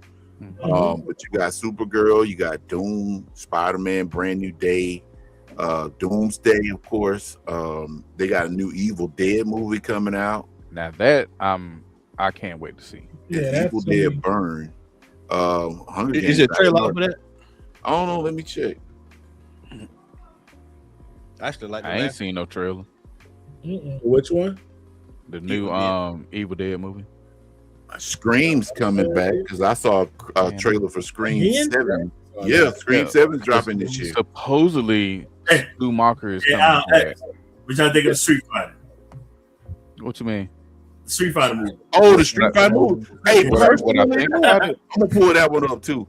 But personally, I don't think anything. I think I watched the one with Jean-Claude Van Damme again before I watched this shit. Man, I don't know about that. I don't know. Hey, man, we were in perfect harmony until you said that. That's man. Stuff like that, I want to see animated. There's nothing about that movie that Too I'm many excited wrestlers about. in it. This that You got Cody Rhodes as Guile. Who is No, it? What's his name? No, that he ain't Cody Rhodes in that. Balrog. He's not Cody Rhodes. 50, but He's not 50 look Cody good as Rhodes in this Balrog, though. movie. He He is actually looked Raheem, just like Cody Balrog. Raheem role. Yeah, they got one, man. Let me pull it up. I don't right see there. Balrog. I see 50 Cent. That's the problem. Yeah, right. I see a Big Tyson. You know what I'm saying? I just That's want to see what Balrog was. I want to see Hey, what it was. shout out to John Comics for Friends, man. What's up? Hey, and we got the skinniest Ryu you can ever think of. Oh. Now, granted, this Man. this young man is very talented. You know, he's a talented martial artist. John. He's a talented actor, but he is not Ryu. I You know saw what I'm saying? He looked kind of He got Polka Dot Man is fucking Bison. I was like, man, he's too short. Like, he just is too short. I was like, man. Hey man, he's a good actor because Polka Dot Man was He's good in Suicide Everything was Squad. good in the Suicide Squad. You know, he's in that One Piece adaptation too. I like him in. I got a coworker, and she's our age too, and her whole desk is One Piece. She's got statues. I hope it is One Piece. She got all these Legos that are like One Piece shit. I'm just Thank you, Al. You got it. I'm like, and in my mind, I knew it was, but then I was like, what is this? She's like, oh, this is One Piece. I'm like, Y'all think it's okay for me to play audio because I'm not trying to get. Nah, I wouldn't Nope. pay. If they got licensed music, then yeah, don't bother. They'll strike you. Even though it's fucking fair play. Yeah, and play it fast. Little sped Yeah, up. speed it up. Yeah. Oh yeah, they'll get you for that too. Yeah, you got to speed it up a little bit. Rotate the I'm screen. doing all kind of extra work, man. Hold on. Yeah, Nah, just play it at like 2 times or whatever, 3 times. Yeah, I'm trying to get to the settings so I can get to it, man. My setup is not Look like conducive. damn Bruno Mars. You know that?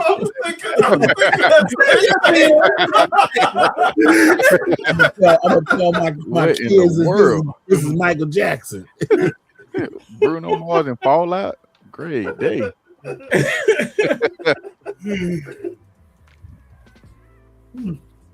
Man, this shit moving like I got dial up. Yeah, I was about to say that's actually moving like It's that. on point too. I sped it up.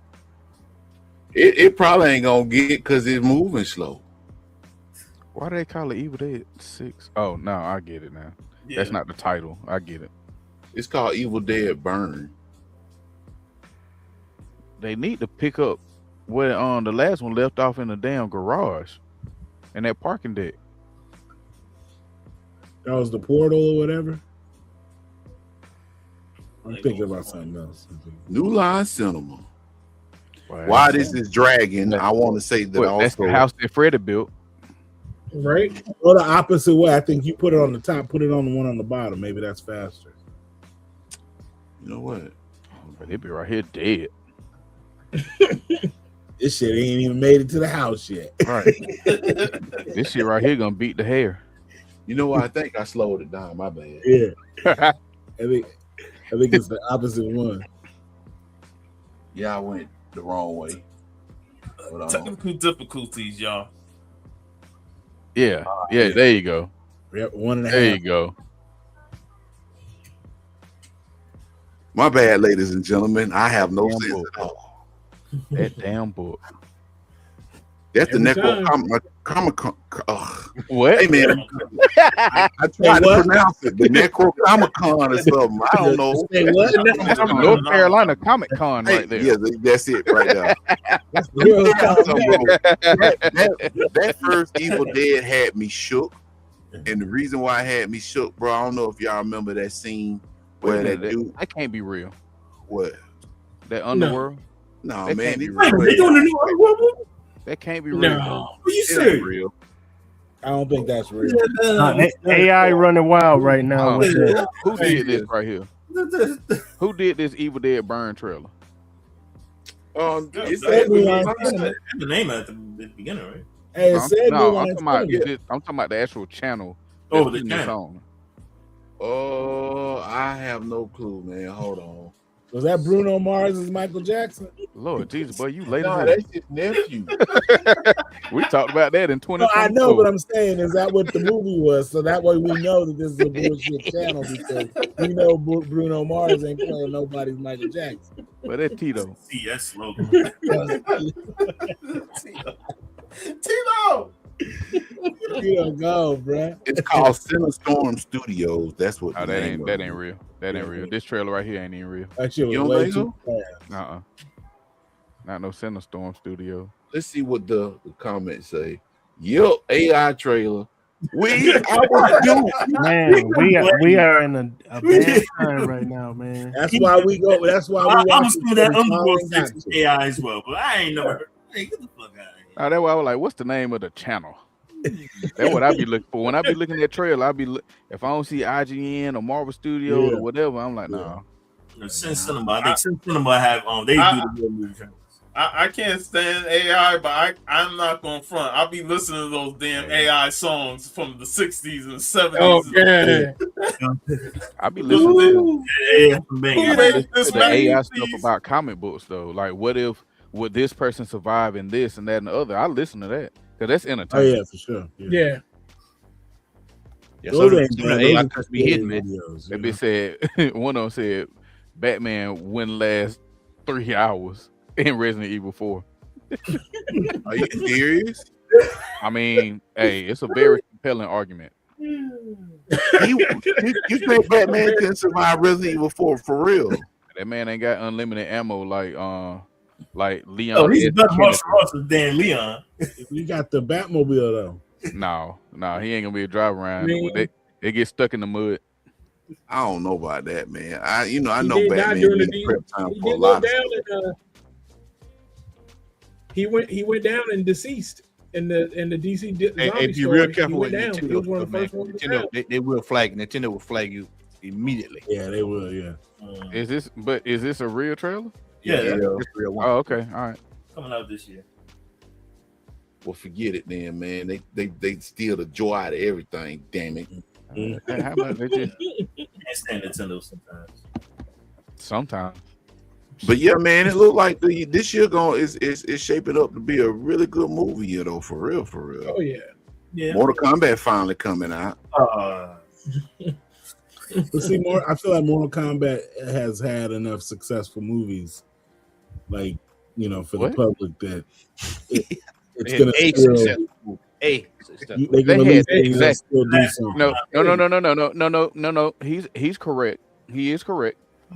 Because this last one was more successful than the original movie. It was. So they had successful movies. They're not good movies, but No. they had one no. good movie Yeah. and 2 successful movies. But that'll One make you atrocious taste the new movie. releases, though. That'll Right. make you at least go view it.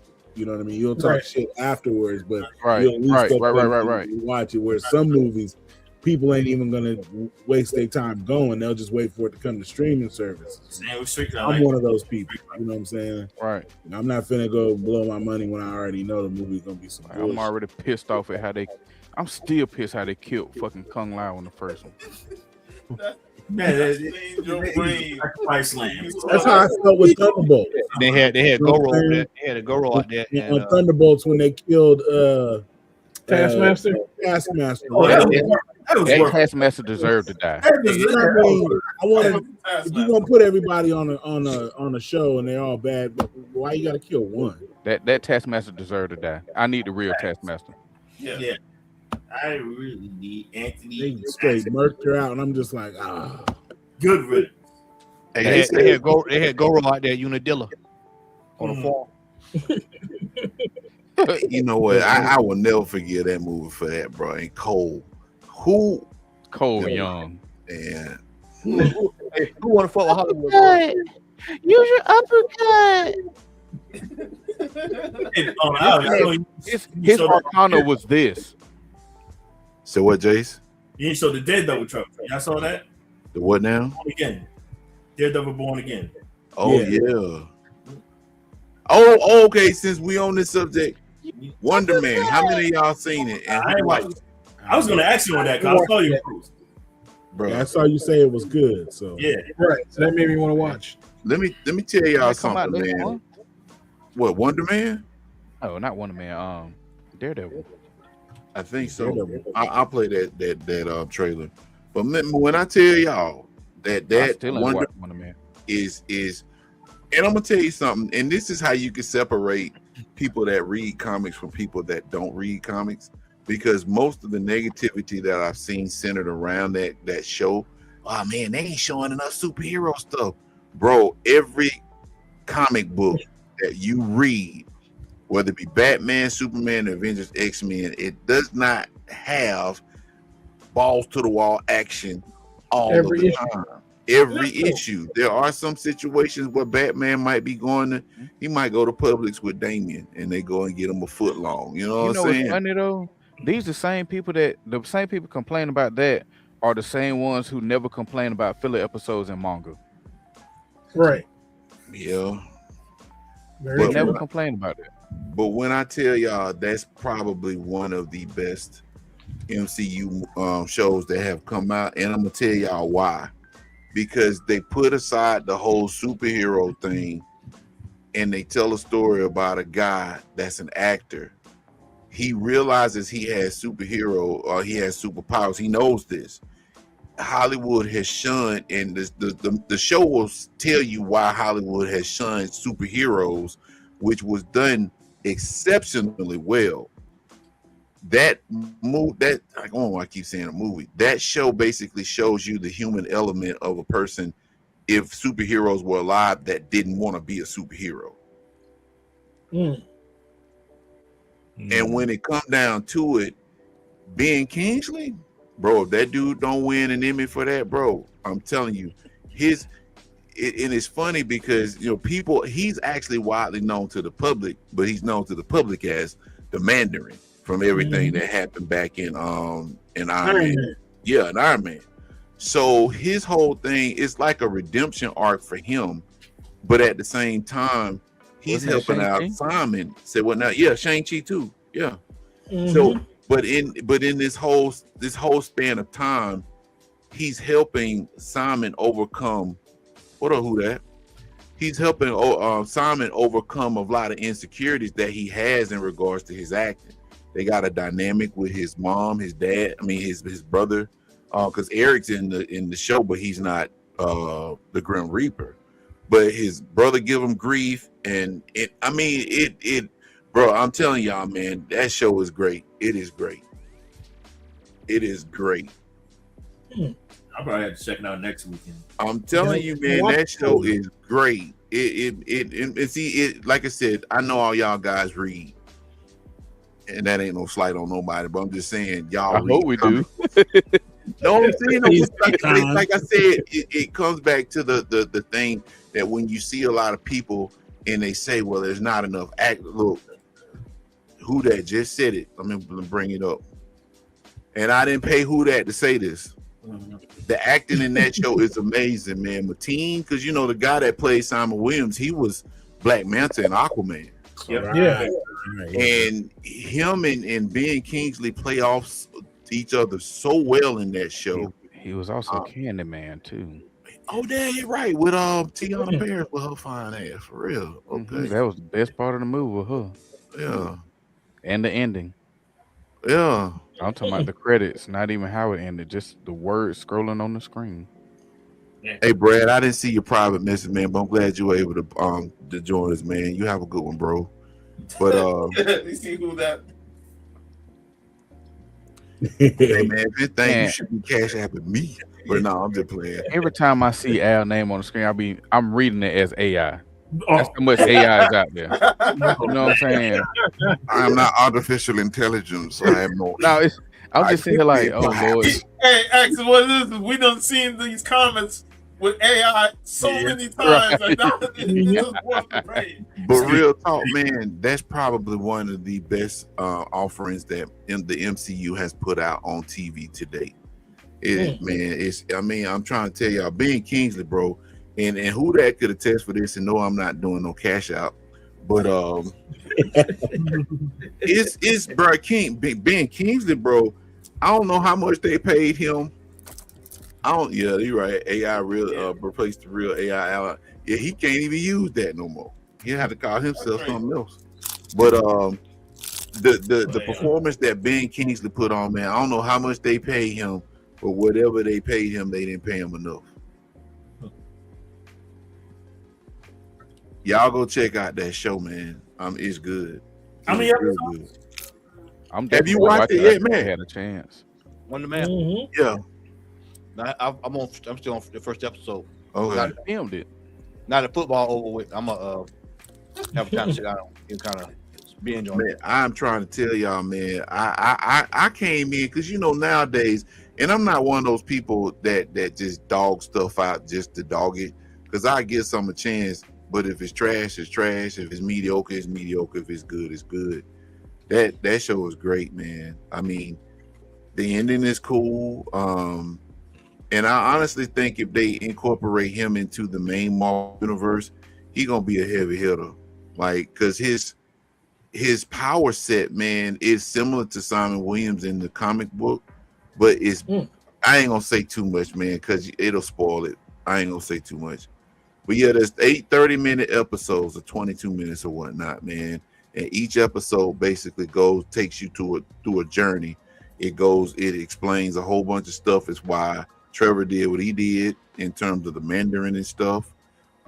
It is world building too, where it actually gives you a sense of there's other people out there aside from the Hulk and Captain Marvel and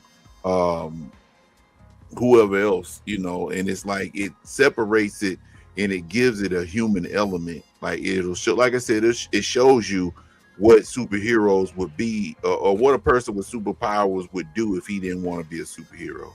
You drinking Adios, X? No, this is Gatorade. Right, exactly. When they were great for 22, 30 minutes. You're absolutely right. So yeah, that's dope. So check it out when y'all can. But I'll play this. Edgy and tough. I play this. X-Men start talking shit. And while I'm pulling this up, Jace, real quick, what did you think about Ghost of Yote, man? Ghost of Yote, awesome. Like I told you when I was playing that $20 better than Tsushima. Story at what's her name? Atsu. Yeah, straight up from the beginning, man. I'm really concerned like how they gonna do the DLC expansion with her. Like, I think they need to do a prequel because man, there's so much of her past I don't want to see. Her mercenary, how she became a mercenary. She's samurai. I was like, I need to see her past, man, because I honestly think her backstory is more depressing than Jen's was. Jen was just more about him, his father being captured. It's about he's conflicted of whether he want to continue the samurai code or not. So what y'all thought about this trailer? Great. I don't know if y'all I just had to see Karen. That's all I needed. Yep. Exactly who that. It's a great step of what X-Men might have to go through when they want to live a regular life. But they actually turned him into a mutant for that show. Wonder Man is actually a mutant in the MCU. Damn, he finna get a whole lot of bread. Wasn't that Matthew Lillard? Is that how you say his name? Yeah, that was him. Then I thought he died in the first season. He might be playing the ghost of Foggy or something. Unless he's on Matthew Lillard. Hold up, you're right. My bad. I'm thinking about. Never mind. Yeah, you think about Fulton Reed, right? Wow. There you go.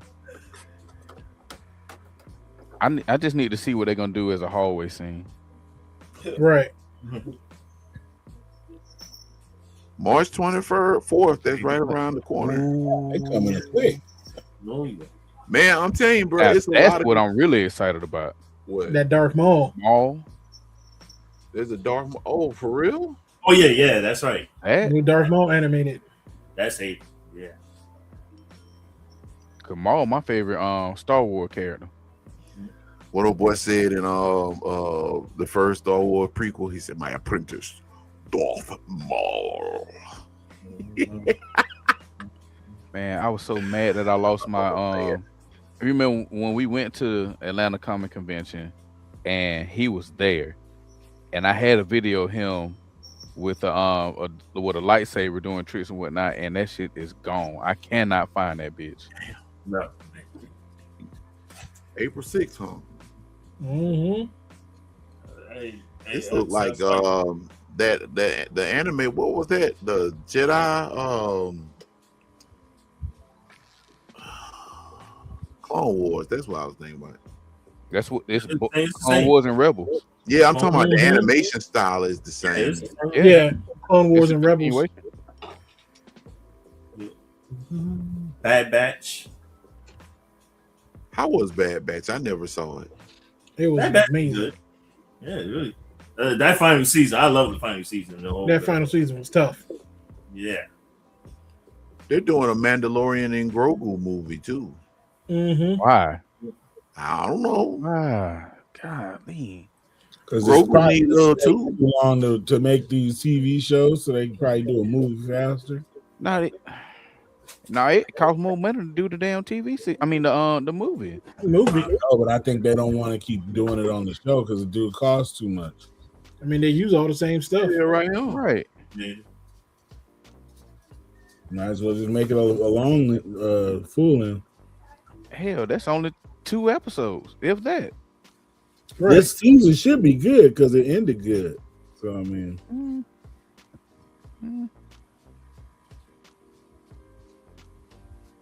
maybe it's just I'm Pedro Pascal fatigue. You know what I'm saying? He's in everything. He's in everything. he didn't take his mask off last season, right? Good. He should have never took it off. Yeah, he should never have took that shit off. Hey, X, he worked part time. He worked part time at the Popeyes over here on North Side. I bet he do. I bet he do. He trying to be Saturday Night Live, motherfucker, on every fucking week. Running around. He trying to be the new Kevin Bacon so he can get 6 degrees of Pedro. Shut up.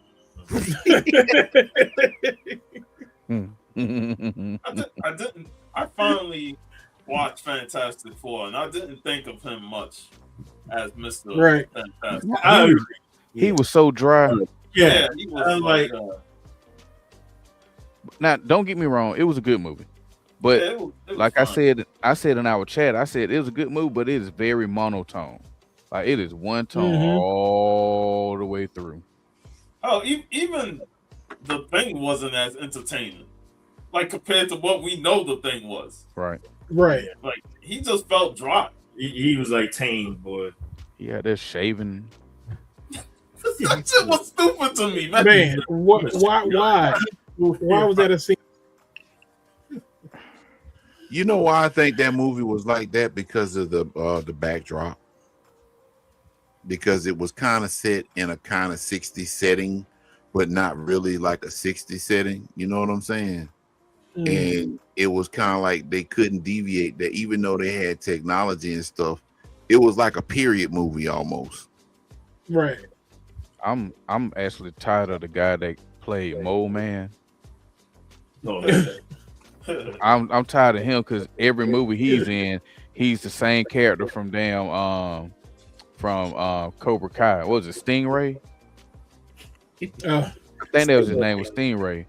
But he do the same. He act the same way in that. He act the same way in the Naked Gun movie. He sit your fat ass down. How was that Naked Gun movie, man? Was it? I have no idea. idea. I saw that. I'm trying to remember if I watched it at the drive-in. It or is. Yeah. It kept part of the original, but it's just over the top, bro. It is. There's some scenes that had me like, all right, come on, man. It is. It's a dated ass movie that was made a couple years ago, which is sad. Well, shit, with how the movie was, it definitely felt dated because they kept the same dated style of the original films. And I'd rather watch the original films than this. I'll put it to you like this: if they would have had another actress in there outside of Pam Anderson, I think it would have went over better.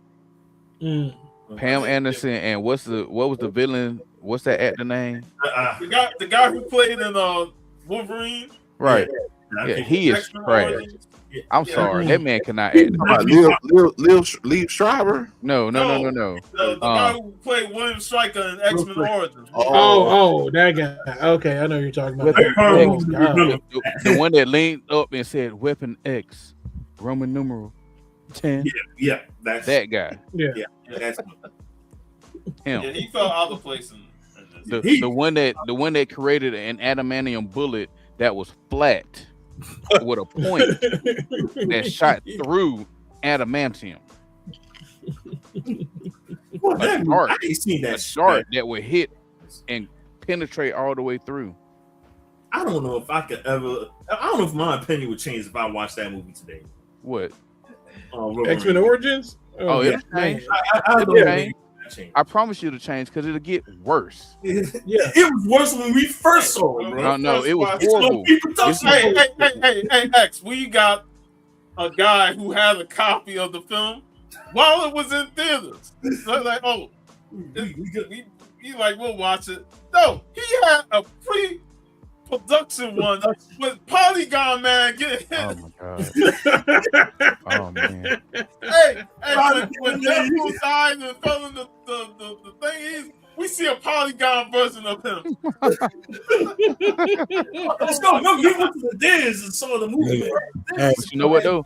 I watched that. I watched that before I watched Apocalypse again. Ooh, that was a bad movie. Hey, your boy was on one the other day, and I was like, if Wolverine weighs as much as he weighs with the adamantium, how the fuck that nigga walk around? How he takes steps? It's a healing factor. I know, but how does he take scoliosis? His muscles, he should be like strong. Like Sciatica. Pounds. Hey, don't joke about that sciatica, boy. Hey, sciatica had me fucked up in 2025, man. Shoot, man, it's everybody on one. That shit hit me twice in 2025, but I was at work crying. Mm-hmm. Oh, you know, X is excited for this. Fuck yeah. Oh, the new Resident Evil. Yeah. Yeah. So Leon's back. Leon S. fucking Kennedy, baby. Man. And it come out in less than 17 days, too. And I'm happy. No, the 27th. It's 20 days. My bad. I'm ecstatic.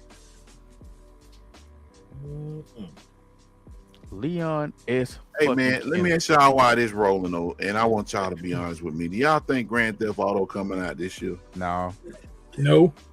What they said last week, they said the marketing is going to ramp up in the summertime. So. That shit going to come out 2030. Right, if we're lucky. Dude. Yeah, that first trailer in 2030. We'll see Alien Invasion before we see GTA 6. Man, I'm talking about the terror's going to go away before we see GTA 6. Man. Hey, man, Michael Jordan to come back and play basketball before right.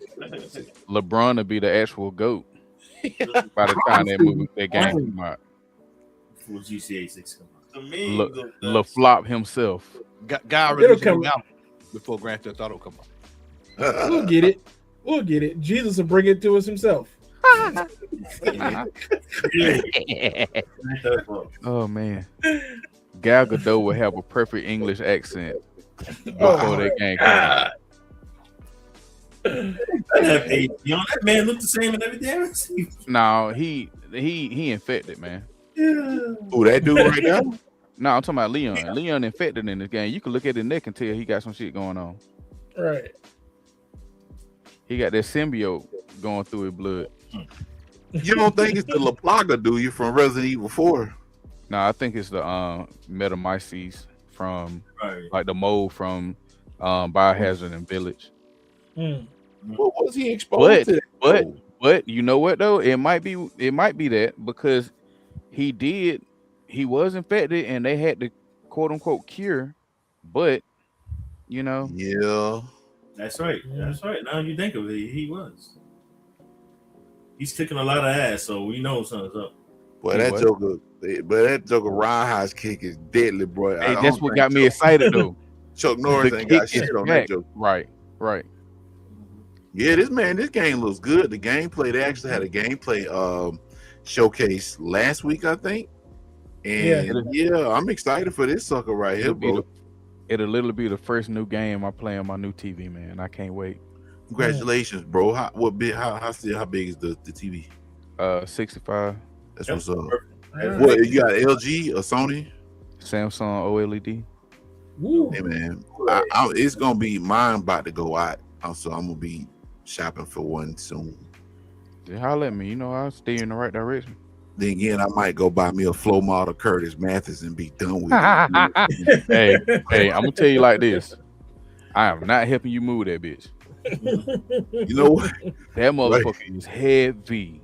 Man. Curtis Mathis, but you had to be a man. Emphasis on You had man to be- when them joker, You bro. had to be He-Man to move that bitch. He-Man, Lion-O, goddamn. You had to have the power. Mecha Neck, every one of them. Shit, you had to be Optimus Prime, Megatron, all of the above, Unicron, all of them. Yeah, I'm excited for that, man. Games don't look that strong to me this year, unless you know something we don't, Jace. Oh, there's a lot of games great. This year is crazier than last year. I don't know if you've seen Christmas Desert. Like, a lot of people they find that game hard to believe. Like, yo, this can't be a real game. What game is it? Christmas Desert. And they've been showing a lot of gameplay of that, man. Well, like, I'm gonna tell you a game that I say fuck you to, and that is Silent Hill Elf. Okay. I haven't played that yet, so Silent Hill Elf is a good game, but fuck that game. Oh, you talking about the trophies? Yes. Yeah, I kind of. I'm not bother with the when it comes to Silent Hill, just horror games in general, I don't bother with trophies. Shit, me, I do. Yeah, you got to play with some Resident Evil games, huh? Yeah. I didn't get it on 4 though because I'm not finna beat this game again for it not to give me the goddamn platinum trophy. I done did everything on the game, and there's 2 trophies they will not give me, and I said, "Fuck it, I'm not doing it." What's You the know name how of hard that it is to game? beat that game on the hardest level with a knife? Crimson Desert. Hey man, you know what? I'm too old to be trying to trophy hunt like that, man. If I can get a trophy, fine. If not, as long as I beat that game, I'm satisfied. I'll tell that to people. You beat the game first, and it depends on how many trophies you have left. If you notice you got like 8, 9 trophies, go get the platinum. The most of them probably easy trophies there. Like Ghost of Yotei is not a hard platinum, man. You can get that. Oh no, it's not. I mean, I'm short like 4 or 5 trophies, but one of them is a bounty, man. I can't figure out who I need to go kill. Y'all know what I'm mad I bought? I'm that? really pissed off that I bought that Mortal Kombat Legacy. Bruh, I could have told you before you bought that. I ain't played it yet. Larry warned me about that, boy. Like, how the hell you got a compilation of old games and you having issues like this? Like, no, we just had Capcom. I ain't even talking about that. I'm talking about that shit. How fast all the other Mortal Kombat games are, and you go back to playing that, bro. It's When was the last time you played old Mortal Kombat? at the arcade at Reboot about a year and a half ago. When did we go to Reboot, Al? A year and a half It ago. it wasn't last year. It was late. No, a year and a half ago. About a year and a half ago. It was around like December or November 2024. I actually know it. It was a year and a half ago because it was Matt's birthday, right? Yep. Yeah. You sure was. Down there, yeah. So that was the last time I played the cabinet because they had it at Reboot. So what this game supposed to be about, Jace? RPG, open world RPG. Well, like you see a lot of action, and this game. And the crazy thing about it, that's why I can't wait. They haven't announced the performance yet because you could actually legitimately fly dragons. With that big ass- yes. It give me a Black Wukong vibe. Oh yeah. That game. And I still need to finish that mother. I ain't played on that. I ain't even played it. I got one more thing to do. I literally riding a had 2 bear? more trophies to be played, but I'm like, fuck it. Is that a mech? Al, are you all caught up on JJK? I am not. Did you like Toji? He's alright. What, he get a power up or something this No, season? it ain't him. Who is It ain't him, but it's a character. I ain't gonna spoil it, but it's a character with 1 episode. This character is my new favorite in the series because Toji was my favorite. He's the epitome of a deadbeat dad. Goku. Well, at least Goku was in Gohan life. This man had a seed, died, came back, right? Whooped this kid ass, right? Said, hey, wait a minute, what's your name? Oh, you did take my last name. Okay, hold on. Sound like Invincible, man. He literally killed himself. Damn. You seen Toji do that? Yeah. What's the Heihachi Mishima? Speaking of Invincible, that new season dropped next month, I think. Oh yeah, that's right. March. Yeah. Got a lot to watch, man. What kind of? What the? He just Spider-Man into the base? He blankered into the base, like he just did a spin ball. Attack me if you dare, I will crush you. This looks pretty good, though. Speaking of, you know what else it kind of remind me of? I didn't mean to cut you out. It kind of the battle scenes kind of remind me of Dynasty Warriors. Oh yeah, throwback from PlayStation 1. Yeah. I got a question for y'all. How do y'all feel about the casting choice for Kratos? Oh, they got what's the name? Hurst, who actually voiced Thor in the game. Yeah. I don't even know who he is. He was Beta. He was Beta in The Walking Dead. Walking Dead. Okay. He was OP. He was OP in damn Sons of Anarchy, and he was he was the white linebacker in Remember the Titans. Yep. He got the height, but if he don't sound like, if he can't do this, boy, I don't want to hear it. Boy. I don't like this guy. If you're gonna get somebody to play Kratos, let him be somebody that can actually move and fight, and it's believable, not just one kick. They might CGI him. That's gonna make it worse. Kratos was supposed to be real tall. Hey man, anything better than what's his name? Iron Fist. Why you even bring him up, bro? I knew he was gonna bring it up. You know what? Finn Jones. Fuck, man. Come on, man. Finn Jones. I just finished that. My wife had never seen any of it, so we actually been going through an order. You watched it again? I didn't watch it the first time, but I watched it with her, and I was like, and you still here? You still here, and you still married? That was so rough getting through that show. Like it was, and it was so weird to see his fighting get slightly better in Defenders, which is just like, did y'all use different fight coordinators? No, because by the time the fight got to him, they had already wore ass whooping from everybody else. Right. He was what he did was the equivalent to in the first Mortal Kombat movie, right? When everybody they fought all the guys in the dining hall, and they threw the little character, and she ridged hand that last dude and act like she was fighting the whole time. That's what it was. But you hit one dude after he done took a kick from Johnny Cage and a damn spinning cart kick from Liu Kang and shit, and you think you did something. Yeah. And that man took Tybo. He know how to fight. He did Mortal Iron Fist. That's the hip hop keto from the Power Rangers. Hip hop keto. Walter Jones. Oh man. Hey y'all, anybody got anything they want to show in the halls and any items and then devil fruits or anything? I got the 70s superhero on Blu-ray. Hold on, let me blow you up right quick, man. You know I was hating on you. You posted that. Sean, love you, bro. But I said, bro, man, this what old boy said. Born insecure junkyard.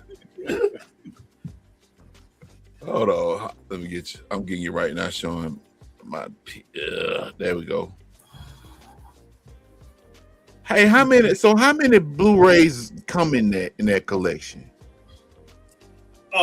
This wasn't in it, but it was 6 in each collection. Then I got a little Foxy Cleopatra Jones. I tell you what, boy, I don't mind. Pam Grill. I ain't Pam Grill. It's Mara Dobson. Oh, that's right. Pam Grier's Foxy Brown. Yeah, Tamara Dobson was like 6'4", 6'5" or something. Too, man. Oh, bitch. She was tall. That's it. Amazon. Yeah, that's it, man. Anybody got anything else? I got one quick thing. Hey, before you show yours right quick, hold on. I got to show my little thing right quick. Hold on.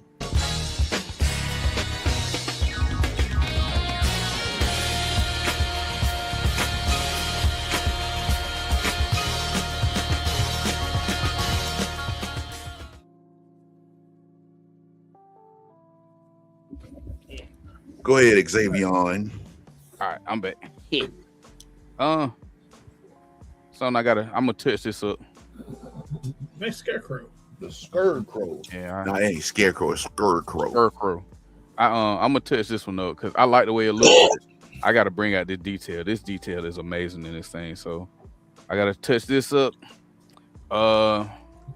Also, I was gonna make my own, but they finally brought Professor Pig out. Professor Pig. So I ain't got to do nothing to this one. I got a piece of leather or something that I might cut up to make this because this is that flimsy bullshit. I've never got a Professor Pig. Hey, hold him up right quick. You know who he sound like? I'm gonna try to do a voice for him. Hey y'all, my name Professor Pig, and I like to kill people. I will chop you up and eat you like ham, brother. So get out my way. Yeah, come on. I'm gonna drill your eyes out. Didn't he usually have a frog? He have a frog sidekick. Usually, a frog. Not that I recall. What was it? Beware the Batman. In Beware the Batman cartoon, he had a frog sidekick. They made. Oh, that was in Beware the Batman. Yeah. Yeah.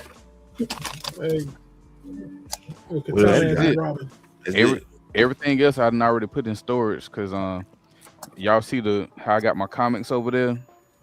I was gonna try to have that wall looking like the old wall at the apartment, but as y'all can see, I ain't got no space to do that. So, man, I understand. Matt, you got anything, sir? These plastic, my friend, not one thing, my man. I'll probably have something after next weekend. Okay, Jace. I'll show some stuff. And Remo, you up next if you got anything, sir. Do you have anything to share, sir? We'll get to you in just a moment, sir. Yeah. All right, man. I'm gonna show some pops here. My man X, man. I got this Invincible. Did you get the taste? Yep. You got the taste? Daughter. I still got I got your cases. I ain't put these in there. No, I'm asking, did you get the chase? The bloody chase? No. Chase with the chase. Yeah. Here's the Neo Metal Sonic. Neo Metal Sonic. He gonna say that Big Boss for last. Look at him. Astrobot. Damn Astrobot. Damn Astrobot. Astrobot robbed damn Black Wukong. I mean Black Man Wukong. Game of the year. Yeah. And my first new game pickup of the year, Neo 3. Man, I played the demo 3 times. All right, man. I originally wasn't going to get the game day one, man, but I was like, nah. This demo is really damn too addictive. Gameplay I love. You can switch from ninja to samurai. Ooh. And I already found my groove on how I want to play the game. So, yeah. You gonna throw that terrible towel away after y'all head coach? Terrible towel staying right there in that wall. You know, I'm rooting so hard for the Seahawks to win so they can stay tied with 6. Yeah, man. There's like Mike McCarthy. Oh well, get rid of it. It ain't gonna be tied because no, man. I told Matt my feelings. This is right down the street from the house, man. It is nuts over here right now. In the grocery store. But I don't know if I showed these before, but my boy Lord who put us out these limited edition albums on cassette tape. Ooh. Oh yeah. Wow. Remo over there with that Studio Design Plus from Copilot Plus. Nice. So I get the heads up, but these these are limited edition. He only releases like 25 of them. So then they end up. Was that Fonzie? End up going for a cool little bit. You know what I'm saying? Okay, so that's Nintendo 64 font right there. That's what's up. Yeah, that's awesome. Yeah. You see the album? It looks like the controller. Yeah. But go to his Instagram, Lord Anzu. If you like Mad Lib, if you like better get a sip of water. Quasimodo, you know what I mean, stuff like that. Yeah. You know, cut from the same cloth. So that's kind of what I've been collecting more of my friends' music because I think it appreciates because they're still doing it and you know they have That's a fan what's up. base. So but just to put you guys up on game, you know, when he releases them, grab them, and you know they're limited to like 25. So generally, like if I buy a couple of them, and then you know people tend to want them, and then you'll see them, you know, be requested for you know a sizable amount. Like I still have his from when we were kids. I got his demo tape, and I have one of the. There's only like 100 demo tapes, and I have. No, there's not 100. I take that back. It's like there's like 10 of them, 5 to 10, and I have one of them. I still have the original one, and I can name my price right now. Like if you go on Discogs and look up "Homeless Derelict's Demo," you'll see how much it's worth. So, Right on. Right on. If you guys know in your area, there's a young man named what's his name? I will save it. I don't want to keep going, but yeah, I'll send you some more stuff, and you guys can be up on it.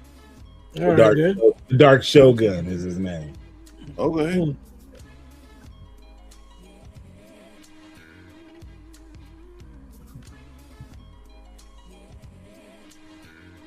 I just want to say hey to everybody. I thought you fell asleep for a second. I was like, hey, I was like, you all right? I know narcoleptic. No narcoleptic. Well, I used to be, but I'm no longer narcoleptic.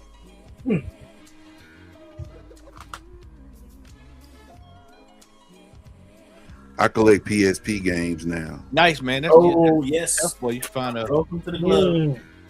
Samurai Showdown Anthologies. I still need to get that.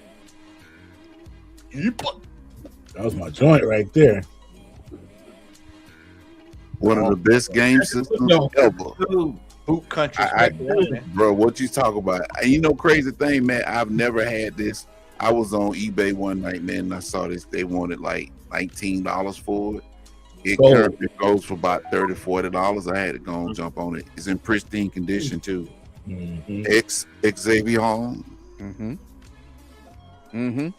That's part 2, right?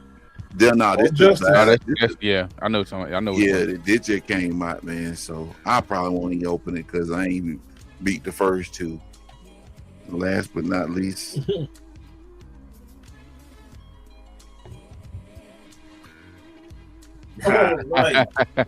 Oh man, nice. It was in Macon last year, man. They were? Where at? At the Cox Capitol Theater. Really? All 3? I seen them on that one show where they drive around in dude's Cadillac. I saw that.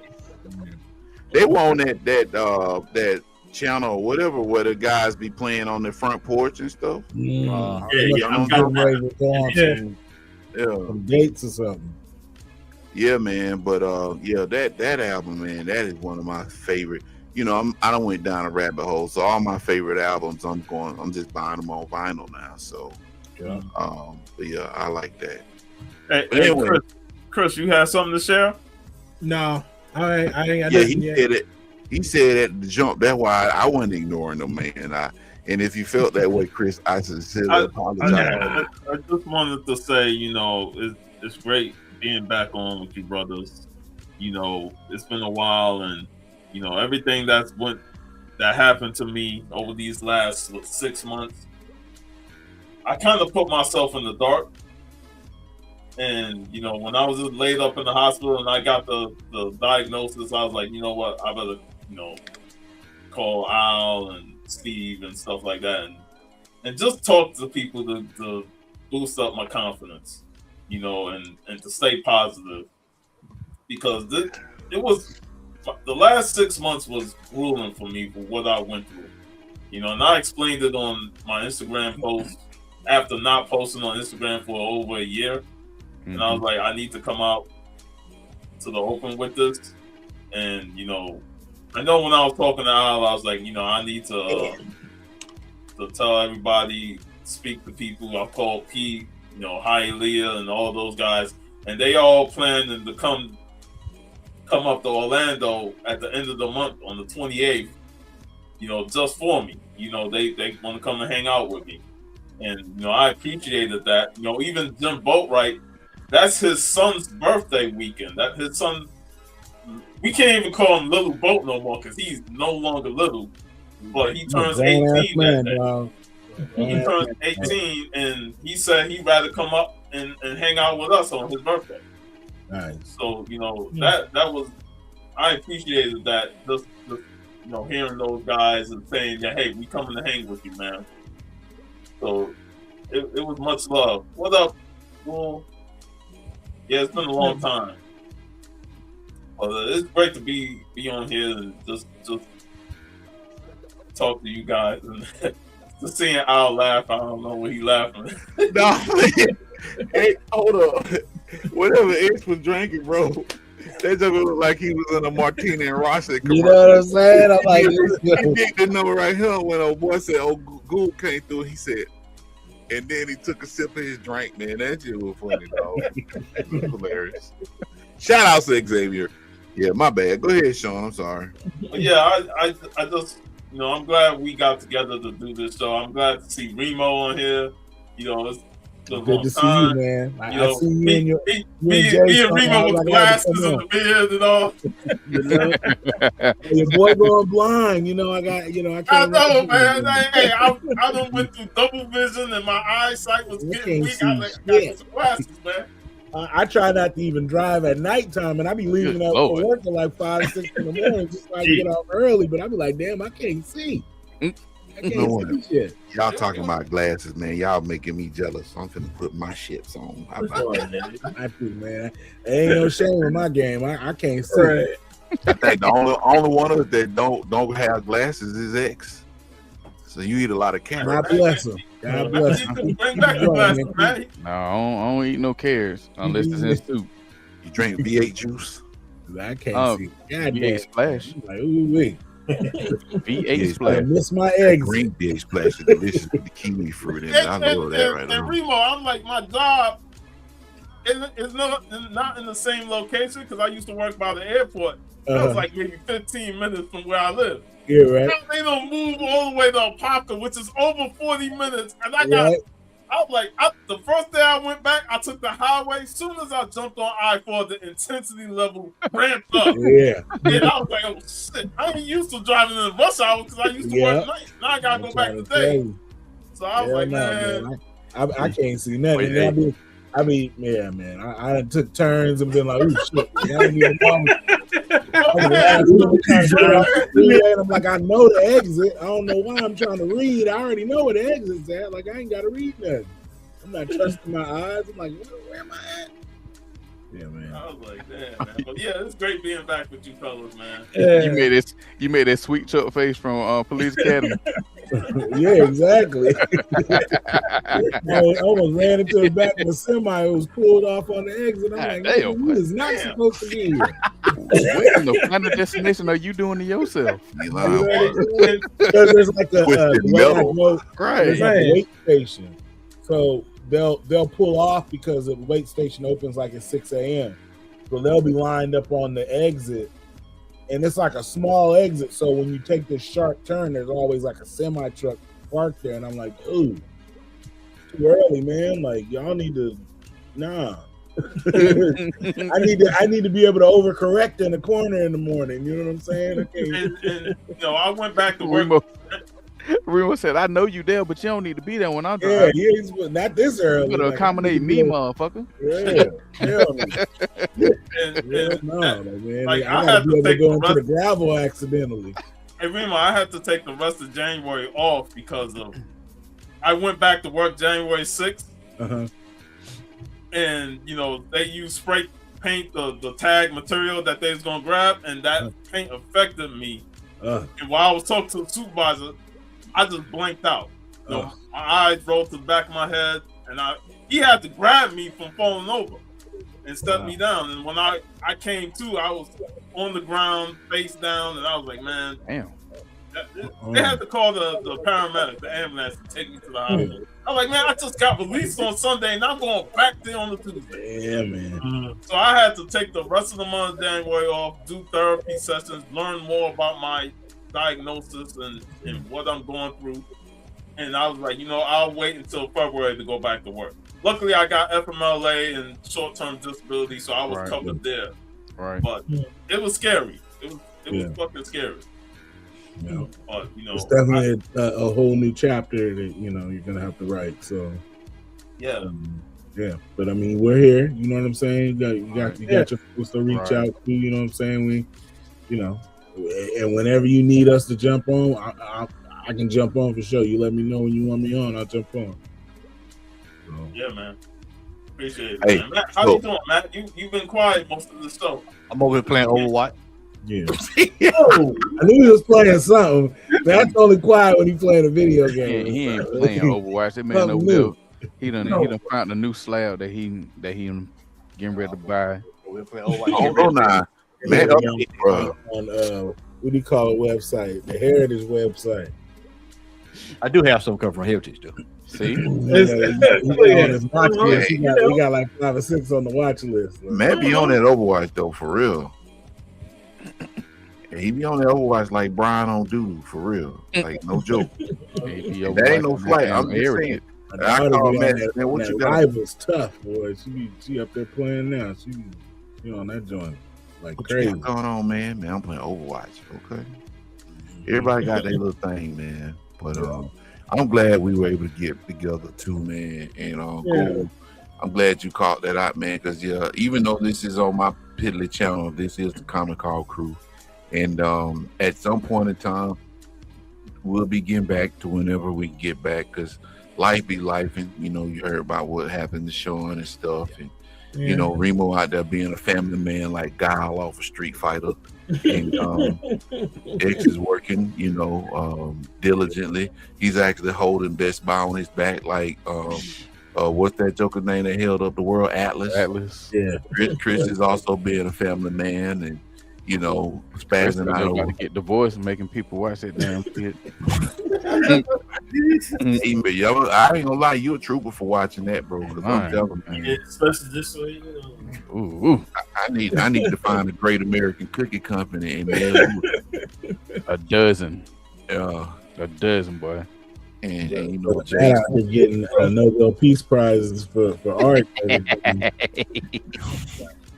I be seeing some stuff, and I'd be like, man, these pictures, man. I'm like, my boy mad at something else, boy. Like every picture look like some National Geographic shit, man. Y'all need to see it in person though. It's different in person now. Like, no. And let me tell you this, Remo. Boy found that flexibility again. I'm tell you this right quick, and I tell Matt this all the time, man. I've known Matt for well over 30-something years now, man. Yeah, well over, yeah. Well over 30 years, 97, man. 98. I seen Matt when he was in the trenches, man. I seen Matt, man, when he was fresh faced, man, and I seen Matt making barbecue sandwiches. Barbecue sandwiches. I seen Matt, man, selling a pair of snakeskin boots to some Mexican dudes, like real talk. And that ain't no exaggeration. Is it with them curls on it? The curl toe? No, not with the iron feet. I'm just saying, bro.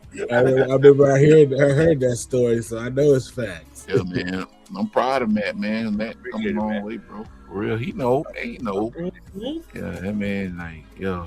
You know what the best thing about it though, Al? Not to cut you off.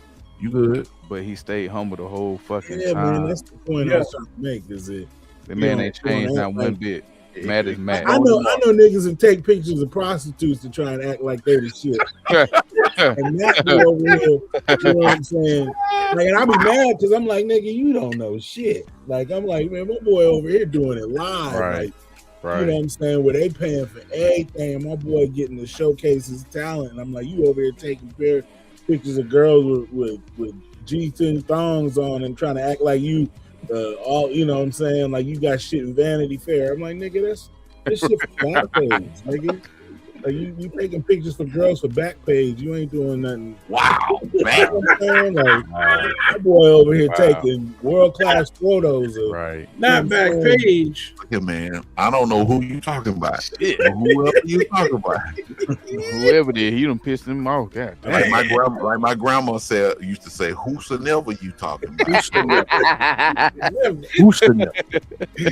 I had too much passion for that one. Well, I'm talking about. Hey, I felt that in my spirit, man. Right. You lying, man. Sound like that you stole your parking spot at work. Nah, man. Somebody went through my shit last night, though, for real. Like, my hey, check it out, though. I can't really, like my brother put it in perspective. He's like, at least they didn't bust out your windows, but I left my shit unlocked. So I'm figuring, I there's some tweakers around here, so they went through my shit. So when I went in my car, like all my console, all my glove compartment, everything, they went through it. Luckily, I ain't have shit in there, nothing of value to them. But you still got, you violated. Yeah.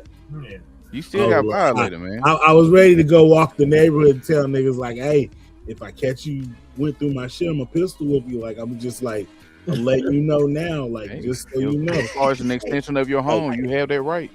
Like I'm gonna go upside your head if I see you on camera that it was you. Upside your head. Bust his head to the white. Come clean. You gonna get gum butted. I ain't gonna play. Like Remo sound like the black West Coast Buford Pusser, like straight up and down. Walking tall if y'all don't know. Man, I was like, man, I was mad, man.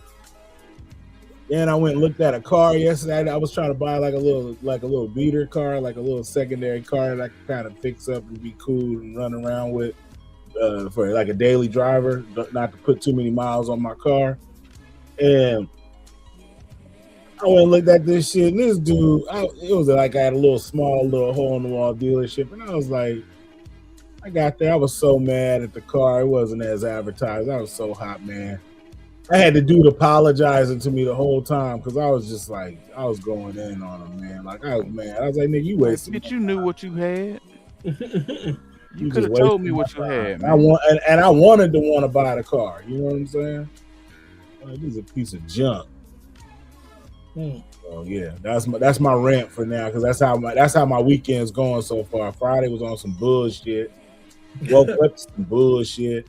And now I'm going Sunday with the Super Bowl, and I'm like, let me go look at this other car, man. But it's gonna be on some bullshit because I should be at the Super Bowl. Speaking of which, who y'all picks? I already know who Matt got. I already said the Seahawks. So, yeah, man. It looked like everybody's out here from the Seahawks, man. There's some people out here from 49ers fans. I was shocked with 49 fan base. But a 49 fan said that, man, how disgusted they'll be if the Seahawks win the championship and they won't say. You know what? But see, that's the thing. Seattle owns space in the Niner fans' head. You know what I mean? I'm talking to a Niner fan right there. Niner fan right there. For the Niner fans, is like we got Niner fan on the panel right here. Oh yeah, lifelong 49er fan right over there. 49er fan for real. Who is? Al. Oh, but I'm just telling you, that's how it is. They and he said that real dismissal to him, like, Al. I'm not talking bad about him. I'm not talking bad about him. That's just what it is. I just don't like. I live here. I don't like. You know what I'm saying? So yeah, like, everybody at the job, like all my friends, like I'm the only non-Niner fan that I know. You know what I'm saying? I mean, you have a couple Steeler fans, a couple Raider fans, but for the most part, everybody's a Niner fan. Especially now, like everybody's a Niner fan. So. And I live less than a mile from the stadium. Like there ain't no non-Niner fans over here for real. You know what I mean? Like, and that's the thing. Like everybody knows, like if you don't beat the Seahawks, especially if the Seahawks win in Levi's, they win in that stadium. That hurts so much. They still haven't beat them on Thanksgiving to redeem themselves for the last two Thanksgiving games that they lost on Thanksgiving, and they ate the turkey in Levi's. Like that still sears them until they have to win 3 straight in order to beat that. Like, you know what I mean? Like the 49ers should have beaten the Chiefs. They had 2 chances to See, beat. they don't even care about the Chiefs. That's the thing, because it's not. And No. everybody like us- I'm talking about the 49ers should have won 2 Super Bowls. Yeah, and that's but, see, fine. but that's my point. Is they're not mad at them. They should be mad. Hey, at the Chiefs. the 49ers need Eddie DeBartolo back as the owner because they haven't won the God. championship. They've been begging for that for 30 years. They've been begging for that for 30 years, but that ain't. So are Cowboys fans. I wish, because then they wouldn't play games with the players. You know what though? At least the 49er fans are real fans. Cowboy fans, this our year. This our year. Yep, This our exactly. year. They had Darnold and they let him go. Now Mac Okay. Jones was cool, but like they had Darnold. Darnold would have made Purdy. Like Purdy ain't the dude. Purdy ain't him. Yeah. Purdy ain't him. They just had to pay him. They didn't want to lose him. Like he ain't him. Anywhere else, he ain't him. Anywhere else, he ain't him. Irrelevant, bro. Like that team he came on to was just the 49ers is a loaded team, bro. Yeah. They were so loaded. Like Purdy's a pretender. Like I hate to say it. I hate to say he's a pretender. Like he plays the part, but he in the big games he shrinks, dog. Yep. And that keeps happening, and they keep making it seem like it's the other players being hurt. No, it's the quarterback. What it is so and it don't help that Kittle don't ever play a full fucking season either. He can't say, oh yeah. But see, that's the thing And Christian McCaffrey. But see, that's the thing. You know who Purdy is? He's Tony Romo. Damn. You know what I'm saying? Like he's Tony Romo. He's the last pick in the draft. The coach loves him, coaches him up, makes him who he thinks he's supposed to be, and he's not really that. And he can't win the big games, even no matter how many weapons you give him. Is he Tony Romo or is he Kirk Cousins? No. Unlike Tony Romo, Kirk Cousins. Well, yeah, he is because it's from the same. It's the same coach. You know what I'm saying? The same coach drafted him. So it's the coach in his mind. I can make it. It's that Shanahan thing where it's the system. Kyle didn't draft him. Mike did. Mike Shanahan. Yeah, but he coached Shanahan. Yeah, he was a QB coach, but he didn't draft him. That's who was coaching. That's who he makes the plays with him. You remember, Mike Shanahan wanted Kirk Cousins. The owner and GM wanted. Yeah, I know. Trust me, I know. They traded him. What did they took Robert Griffin and they took him. Yeah, we took RG3 in the first round. They took him in the third round. Yeah. Well, They didn't want it. They wanted him from the beginning. It's the same thing like with Matt Jones. I mean, that's just Shanahan wanting a white boy quarterback anyway. Yeah, but see, that's why they got Matt Jones. Remember, they had Trey Young. Yep. Remember, not Trey Young. Trey Lance. Trey Lance. Remember, and then they went back and got old boy. So they knew what they wanted, but they couldn't take him. They had to take him first, and then now fast forward, 3-4 years later. When Trey Lance didn't work out, now you go back to the well where you would have drafted him if people wouldn't have gave you shit. Remember, they kept saying they were going to draft him number 1 or 3 or whatever it was, but they were like, "You can't trade, you can't draft him there." But you went back to that well, and that's who ended up winning, 9 games for you. While the guy you paid, what is it, $90 million a season or whatever they're paying Purdy. Was hurt the whole time. I really don't care who wins, but I'll say this: like I was talking with the 49ers not winning those 2.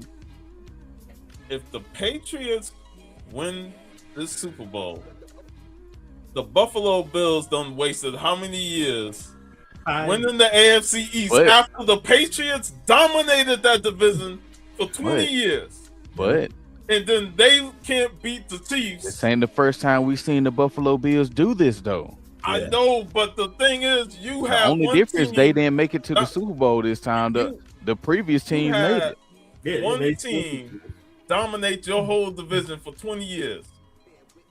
When Tom Brady left New England, it's our time now. It's our time.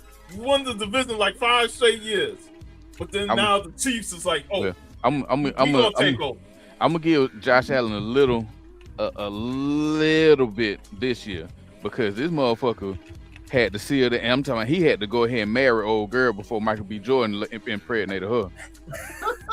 Cause the way she looked in the damn centers. He had to hurry up and say, you know what? Fuck football. Let me go ahead and marry her. Go ahead and knock her up. Yeah, let me seed her up real quick. And make sure that my baby come out white, not mixed. You know, let me go ahead and do this. So I ain't mad at him. Like I said, but it's gonna be like a life situation. Like, who's the father of this chocolate baby? Yo, that baby might come out black because she's black. So, hey, no. What? Hey, if that baby come out black, we know Michael B. Hey, but you know, she could always say, well, I am a quarter black. Out of Pappy. Grandpa is blacker than blackberry juice. Shit. Well, her parent got a whole heap of albinos in their bloodline because she white. Hey, speaking of that movie, Eddie Murphy and Martin Lawrence about to be grandfathers because their kids about to marry each other, right? They already married. Now they got married about to have kids. I'm like, wow. Who is Kurt? Kurt Cobain kid finna marry somebody else's famous. Is it Eminem? Nah, Tony Hawk. Tony Hawk, yeah. Tony Hawk's son is marrying Kurt Cobain's daughter. Wow. Yeah, they've been together for like a long time. Yeah, about 10 years, damn near. Well, that's you talking about money on top of money. Yeah, and she's like a model or something like that. It don't even matter. She ain't had to do shit. Residuals. He's a pro skater though. Residuals on top of residuals on top of money. Yep, and I think he just now started riding for his dad's company. This man 401k has a 401k that has a 401k. Hey, Tony Hawk has had money since I was in 7th grade. Yeah. Like I remember him when he was like on Powell and Peralta, and he was already had a house and and like cars. Like when I was like in junior high school, Tony Hawk had residuals from Gleaming the Cube. Yeah, he had a Honda Civic I wanted. I remember my brother ended up getting. It was like a Civic wagon, like an old school Civic wagon, and that's what they used to like put their surfboards and shit on top of. But I always wanted one of those, and I remember he had one, and my brother ended up getting one like maybe like a year or so after that. Do y'all remember? Tony Hawk's always had bread, man. Y'all remember the movie Gleaming the Cube with Christian Slater? You know that was Tony Hawk that was driving the Pizza Hut truck, right? He was doing all of the stunts. The stunts, just like when him and Christian Hosoi were doing for Thrashing. Yep. They did all that's of another one right there, boy. They did all of the skating. If you watch it now, if you go back and watch it now, knowing that you'll see all the ramp you watching, it's either Christian Hosoi or it's like Mike McGill. Like you'll see them dressed like Thanos, and he's when he's doing all that shit. I'm like, oh man. I'm like, now I see it, and I'm like, man, why didn't I pay attention to that I even knew who they were? That's like in 2 Chainz in a movie and acting like, wait a minute, I didn't even know he was in the movie. It's like, nigga, you know who that is. You know what I'm saying? But I'm like looking at the movie thinking it's like on some cinematic magic, and I'm like, that is fucking Christian Hosoi on that half pipe. Yeah, Matt and I worked with a guy who was the actual quarterback in my favorite movie of all time, which is The Program. Man, wasn't that Mike Hold? Wasn't that the coach of the last coach of the Making Knights? Yeah. The Knights, yeah. He was the actual quarterback that was movie. throwing the ball in the movie. Yeah. And I remember I almost asked for an autograph, but he pissed me off because I love The Program. Yeah. And you remember I don't believe him, but you remember when he had got the ball and he went to throw it and he dropped it? Yeah. He caught it and threw it. He said, yeah, that was all one scene. Yeah, right.